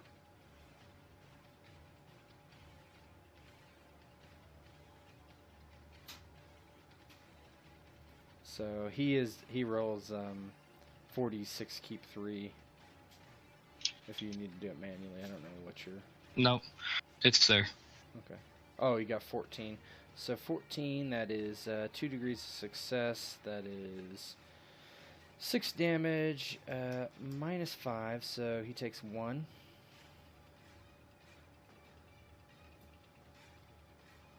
Yeah, you probably should have shot someone else. Fuck. Lionel cannot go. Alan.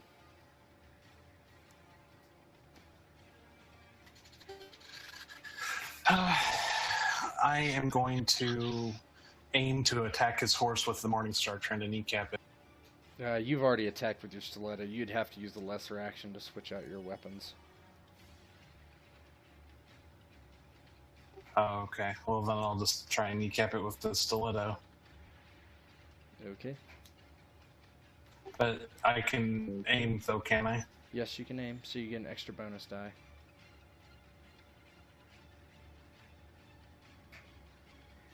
So that would be my combat.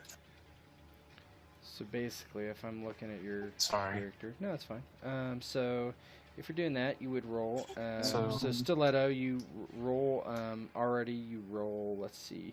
You roll 5, keep 4. So in this case, you'd roll 6 and keep 4.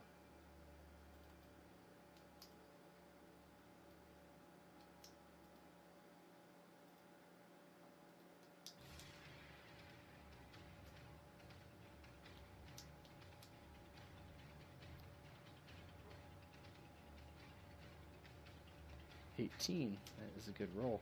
So that is 2 degrees of success on the horse, 6 damage of 9 damage. Now he needs to roll to basically control his horse again. And he fails. So basically he gets bucked, and the horse runs away. And he takes 1d6 worth of damage. I think that passes through armor too. Oh yeah, it just doesn't even. Actually, before I do that, I want to make sure it's 1d6 because I don't know that for sure. I think it's based on how many yards he goes and divided in half. I just was looking at this stuff since our combat on Play by Post where this was happening. So Actually, it wasn't slain. But he can't go anywhere, so I'm just going to say it bucks him. Okay, so I'll give him... Hold on. Sorry, I do want to look at this. I'm trying to find what page it's on. Yeah, I wish this book was a little better organized.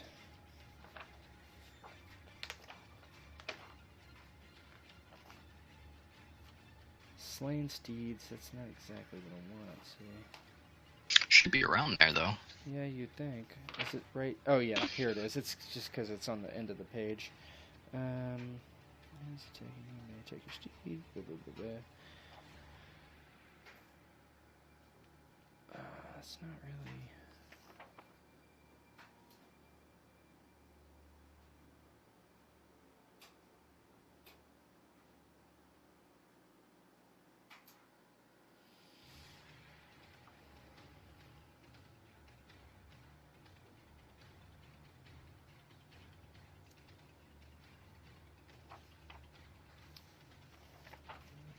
I was just looking at this the other day.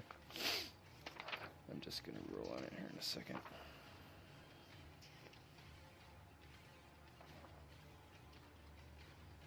I don't see it.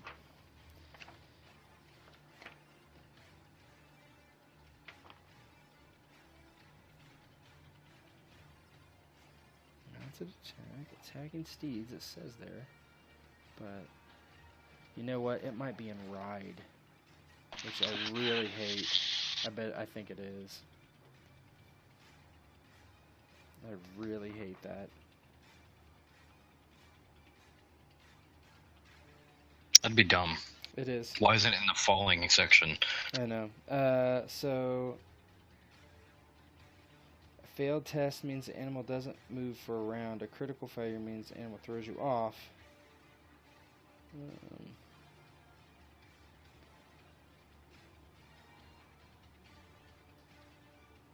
No, that's not it.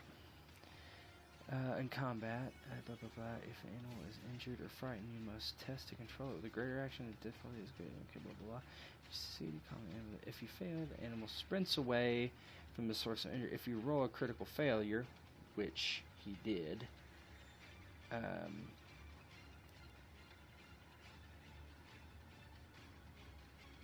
you land 1d6 divided by 2 and take 1 damage for each yard. So up to 3 damage. Takes 2 damage. He lands 2 yards away on his back and probably can't act this turn. Well, he already couldn't because he already used... So we'll put him... I don't know. You guys tell me where you want him. How's that? Could, like... Brit? Could we also... Could we, like, finagle it to where he gets knocked between Alan and the crane soldier to give Alan a little bit of breathing room? He can go up to here. No, he can't fit here. He's got to either go here. He can go 2 of wherever he is, from right here. Let's have him go. Now you can spend destiny points. Spend a destiny point and I'll allow it.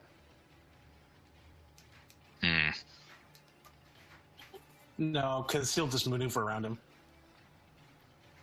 He wouldn't be able to aim, though. No, but I could just as easily use that destiny point to stop him from hurting me. Yeah. Okay. So that is true. You want him here? That'll be fine, yeah. Okay. Yeah, that works. John. Alright. John's gonna try and distract this guy and stab him. Okay. Ooh. What is it versus his passive? What? Awareness, I believe. That's a miss. That's a failure on the distract.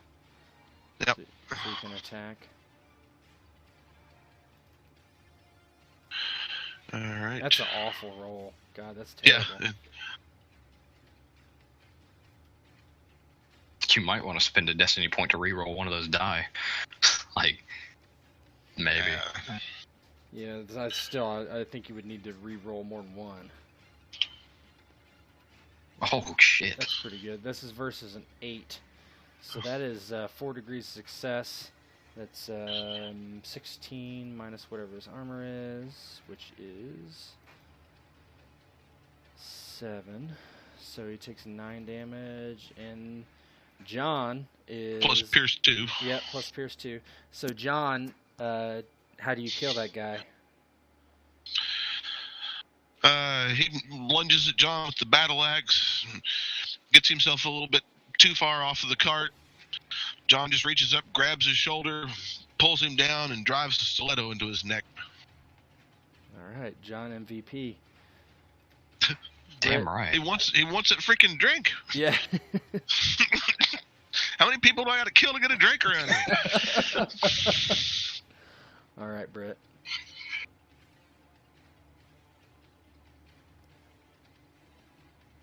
Oh, man.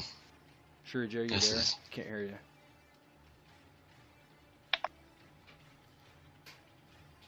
Yeah, see, why don't you try to disconnect and reconnect again?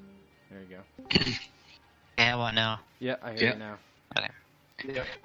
So does Crane get a disadvantage because he's prone or on the ground now? Not, you were not in from melee with yeah, not from ranged. He doesn't. Okay. Are the horses blocking my line of sight, or is he in the clear there? Yeah, he would have cover. I would give him cover. You could shoot the guy that's up on the rafter there. That would be Yeah, probably your best shot. Yeah, that's what I was going to do. I'll shoot the other guard sitting on the wagon. Okay, you can aim with that one. Correct. So aiming and shooting, which should be 76 keep 4, right? Yep, I believe so. Okay. 22 versus 6. That is 4 degrees of success. That's 12 minus whatever his... Let me see. I think this guy has changed, so that's 5. So what did I say? 12. That would put him down to 7. So he's at 1.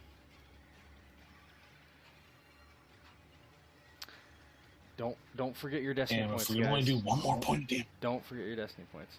All right, 2. So this Thankfully, guy. Alan has 2. So this guy, seeing his boss on the ground, attacks Alan with everything he's got. He does a reckless attack with an. I think that's a greater action. Yep. So he does a reckless attack, which is. Oops, grabbed the wrong guy. Sorry. It removes some things from his No, it combat defense. it gives but it gives him an extra die. So I'm just seeing what I have to roll here. So he has. It would make the combat defense 0. No, it does. No, it does. Well, yeah, his. No, it doesn't mess with your combat defense. Messes with his own combat defense the next turn.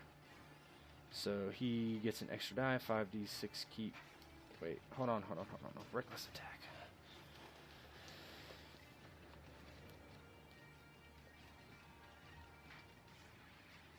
Two seconds.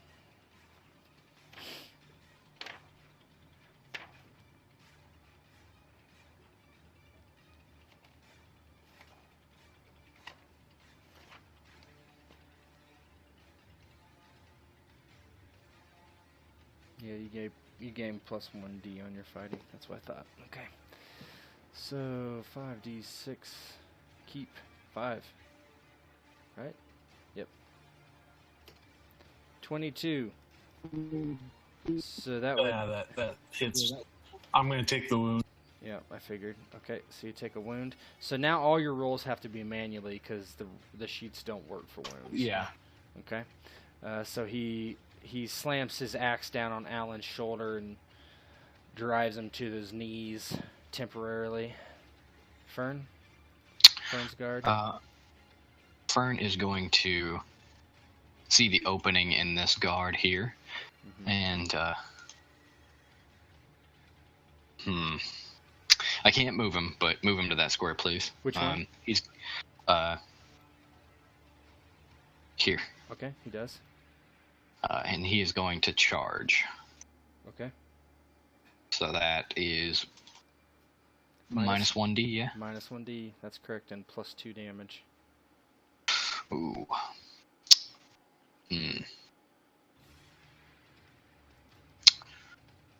I'm gonna have to do this one manually, I think. Yeah, I'm gonna. you will. So you're gonna roll. 3d6, keep 2. Oh. Yeah, 3d6, keep 2? Yeah. That's correct. What's his combat defense to, like, for me to 8. actually make? Even with the reckless attack? Oh, he did I'm sorry, 3. Holy shit. Yeah. 2 degrees of success. Oh, not terrible. So he gets +2. So 10 damage. Yeah, that's 10 minus his armor, which is splint. So 10 damage minus armor splint. So he's down to okay. So you whack him in the back. So Lionel Crane can not get up, and he cannot do anything. So there you go. Can he not really? Can he not get up? He's already spent a greater action. Oh, yeah, it's still that turn. Holy shit. Yeah, he can do a lesser action to get up, and because he's wearing armor that is greater than AR 6, he has to roll to get up. So. Yeah. So Alan. What's his combat defense on the ground? On the ground, you get an extra test die. So basically, your wound would be negated. Okay. You might be better. Well, it might be better for you to actually kill the soldier, though, because that's the problem we're having here. Alan thinks that this is more important to kill Lionel than it is the soldier at this point. Okay. So, roll for. So that'd be my normal. It would be roll, your normal roll minus your injury. Yep. So you'd be rolling. Okay. So you're aiming. I'm assuming, right? So yes. if you aim, you're going to roll 6d6. Keep 4 minus 1.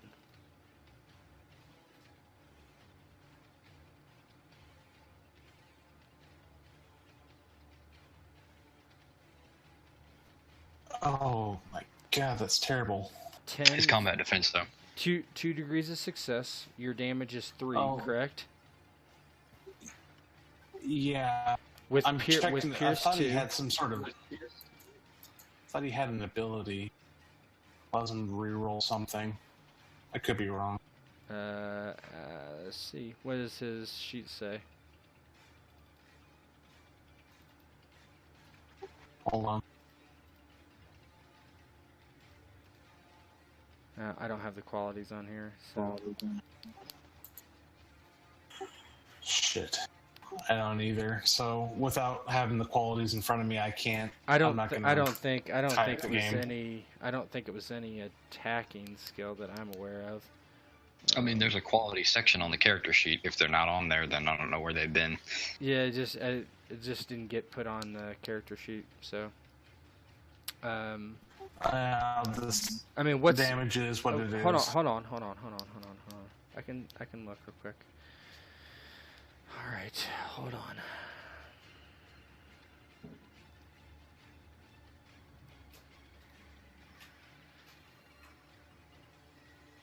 Two seconds.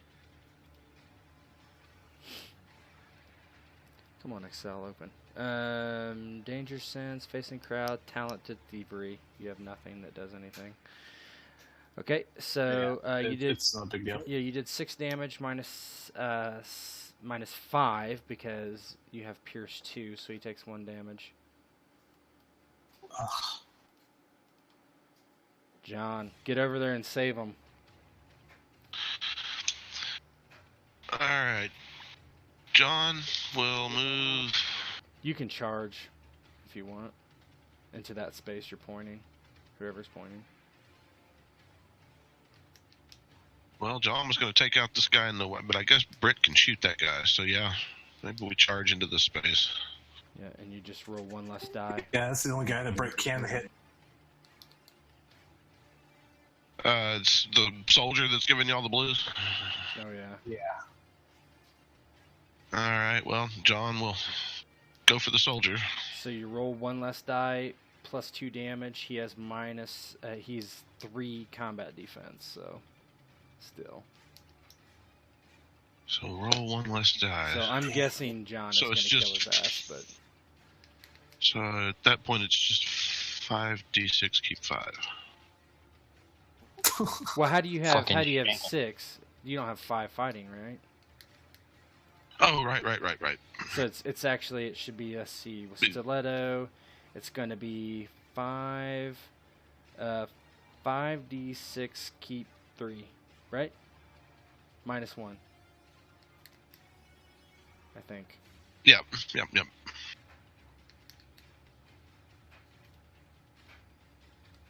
Or do you have expertise too, right? Is it Yep. small blaze? So it's Yep. So it's 6d6 keep 4 minus 1.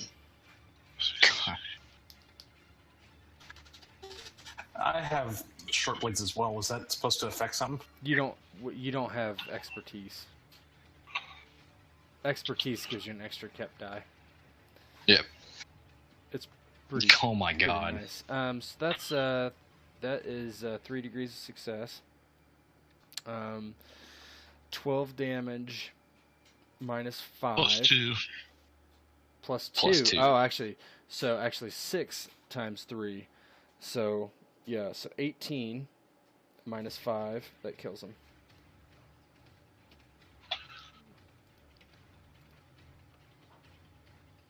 So John, what do you do? Well, that guy is busy with Alan, and so John just runs up and literally just mugs him from behind. Looks like maybe John has done this before. Yeah, exactly. That's exactly what I was going to say. Brit. Okay. Same as before, aim and shoot the guy away. Yep.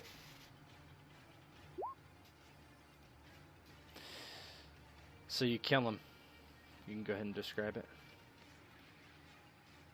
Brit takes aim and releases his arrow.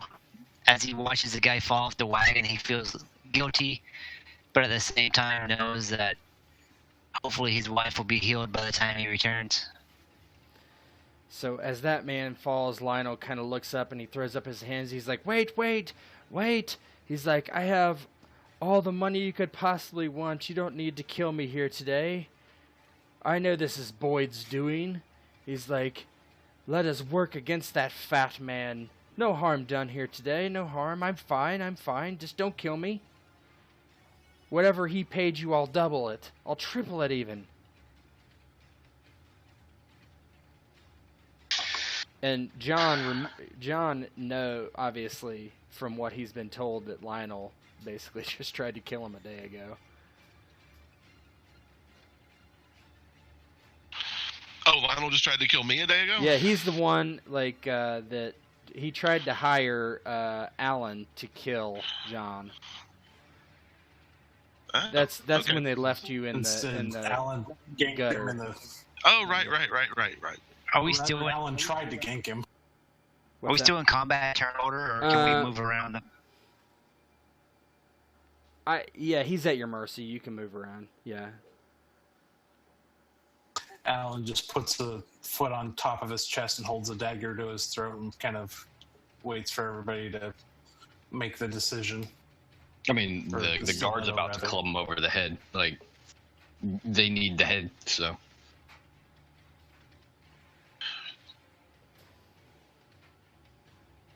Well, but if he'll pay us triple what Boyd was going to pay us, we're really we into also- some money here. Well, we also have one of Boyd's men with us too, right? Yeah. So you might have So, to I mean- kill him if you take the deal. Who is fighting fit. Yeah, but he's not very good at his job so far. He's good enough to knock you down right now. I don't think he's good enough to kill but John, it's though. stiff breeze to do that. Anyway, what do you guys do? It's kind of a...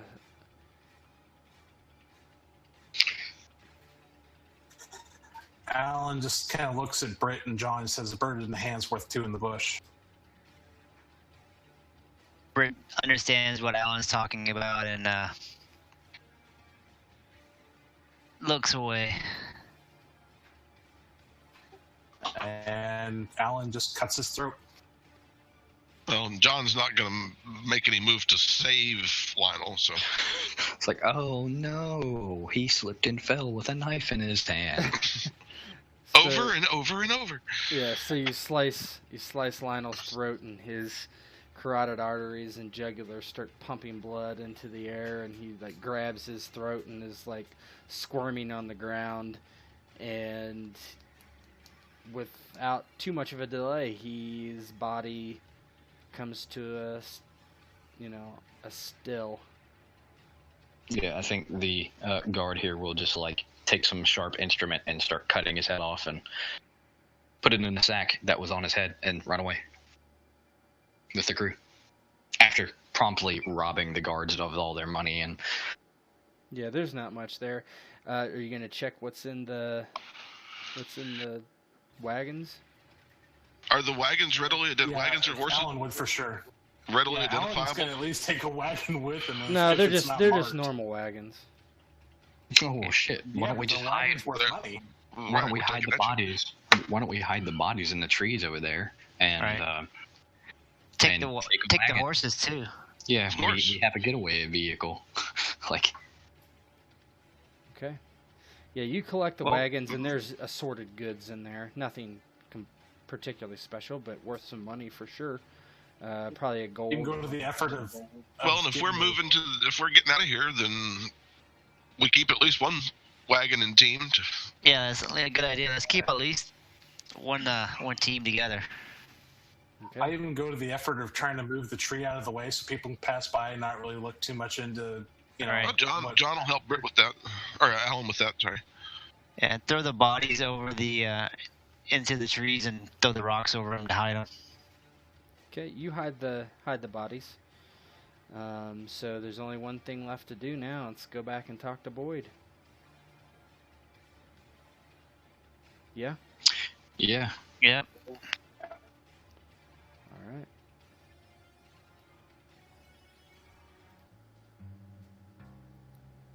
All right. So you head back. You collect Fern and tell him the good news that you've succeeded. And then you head back to Boyd, and Boyd is waiting impatiently as you are ushered in quickly, and his guard brings the good news to him. And Boyd steps out and claps, and he's like, "Well done. I didn't know if you had it in ya." He's like, "I guess John sobered up good enough to use his knife like the old days, huh, John?" yes. Well, we'll be, let's keep this short and sweet. We'd like to get on the opposite side of the reach. He nods, and Right. he's like, "If you don't take the baby away from here, I'll find you, and it won't be pleasant. I don't want to do that." I intend to keep my promise. I swear to you. And besides, the boy looks like Brit, does he not? Then he kind of chuckles, and he's like, "A straight ginger. No wonder yes. they wanted to get rid of the boy." And he kind of like tosses you a pouch of gold. I mean, I'll count it. Alan catches it. And Is it a pouch? Alan takes out just a. Go ahead. Is it one pouch or is it one pouch per person? I mean, you can split it up among yourselves. He Oh just- yeah, but who's catching it? To put it that way. I assume Fern. Cause, Yeah, Fern. Okay. yeah, he just It's- he just tosses the Fern. There's 9 gold there. Says, Yeah, Alan immediately plucks one out and takes John with him. He's like, "Come on, John, let's get a drink. I've had too much of today." And Boyd says, "Where are you going? You need to leave now. No dalliances. That's the deal." yes, I don't understand what you're doing, Alan. Get back here. We're leaving. He's like, "You can take John to Alan, every." that's the best idea I've heard all day. Yeah, like Boyd's like, "You can take John to every wayside piss tavern on the way out of here. I don't care. Just get out of the city now." He's like, Brit turns and says, "We're leaving. Don't worry, you'll never see us again." he looks, And, Boyd, I do wish that your endeavors are quite well. And, do hold Old Town down for me, will you? And Boyd looks at Fern and he's like, make sure once you're settled to contact me and we'll talk. We can let all our old grievances rest aside and do business once Agreed. again. And maybe you can help Brit along with his bow business. And he shrugs and he's like, if he makes the bows, perhaps he could ship them here and I could sell them for him and cut him in on some of the deal. Like the old days, Brit. And he kind of smiles, a shit-eating smile. Brit shakes his head and says, I don't care, I just want to get out of here. And Boyd says, fair enough. Alan just immediately goes to the little cart that they stole, and he's like, well, we got our getaway vehicle, gentlemen. Let's get the hell out of here. Yeah, All 9 of them. Brit rushes back to check on his wife to see if she's better or not. Dead. Yeah, dead is dead. No, you head back, and you collect the babe as well, I assume. Right. Yes. Okay, so you grab the babe, and you see your wife, and you could swear she's getting some color back in her face. She does look better. Who knows, right? But it's been only a couple hours, but she does look better at this point. And so you'll need to load her into the wagon if you guys are going to set out. Oh, yeah. I help him and just kind of start getting Nancy. It's just like, I don't want to keep around here any longer. All right, so we got 2 wagons, right? So Brit and helps load his wife into one wagon. Well, minus 1 horse on one of the wagons because it's lamed at the very best. That's fine. Well, there was 5 horses total, and the one that Crane was riding is the lame one. Yeah. Okay. No, you're all good. All right. So, is there anything you want to do before you set out into the Reach, fleeing from this place? Yes, I want to disguise myself as a merchant and be at the head of the wagon. Okay, that's fine. John's gonna drive drunk. So you get a bottle for John on the way out of town, and boy, he's happy. Oh, yeah. Yeah, Brit has the ride and animal handling skills and stuff too. I always liked you guys. All right, guys. So you guys head out of town, and you make your way for some time without any trouble. And the end. You had defeated your last impediment to leaving this place. You had defeated Lionel Crane and gotten your just reward. You had hoped Boyd would be far away and could never bother you again wherever you were going. The days pass as you flee Old Town and approach a small place in the middle of the Reach called North March. It wasn't impressive or important. It was perfect to lay low and start anew. Brit's wife had recovered by this point and had taken to the small babe that Boyd had paid you to take into hiding. You had named it Colin after Brit's father, who Brit swore the baby resembled. Maybe it was fate that the child had red hair as he did, as his newly adopted father. The future was unsure for the rest of the lot that came to North March with Brit and his family, but certainly there was more stories to be told for those that escaped the harsh realities of Robert's rebellion at last. Indeed. And that's it.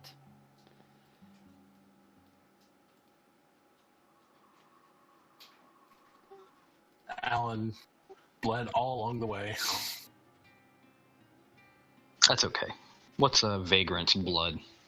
And just to add, as you go through your spoils from the Lionel Crane raid, you basically take what's on his person, obviously first, and at the first chance you get, Fern is kind of looking over the stuff, and he notices the blade that Lionel had, which is obviously Castle Forged steel, and has a name in the blade, basically, that's forged into the blade, and it says it's Midnight Star. So you don't know what the, interest is into that, but, the blade was called Midnight Star, and it's clearly Castle Forged steel. So, yeah. It's pretty. It is pretty. Another Lionel will own it one day. I think that's where Fern kind of departs the group after he gets them settled, and then eventually takes it back to the family, and says that he had bought it off some sleazy merchant and was returning it in good faith, and then that's how he gets back into good graces after the rebellion and stuff like that with the upper folk, if you will. Well, maybe he takes a fake blade because that blade ends up belonging to Lionel Cloverwood later on. Yeah, it's unfortunate you guys weren't around to play the original game. Some of these characters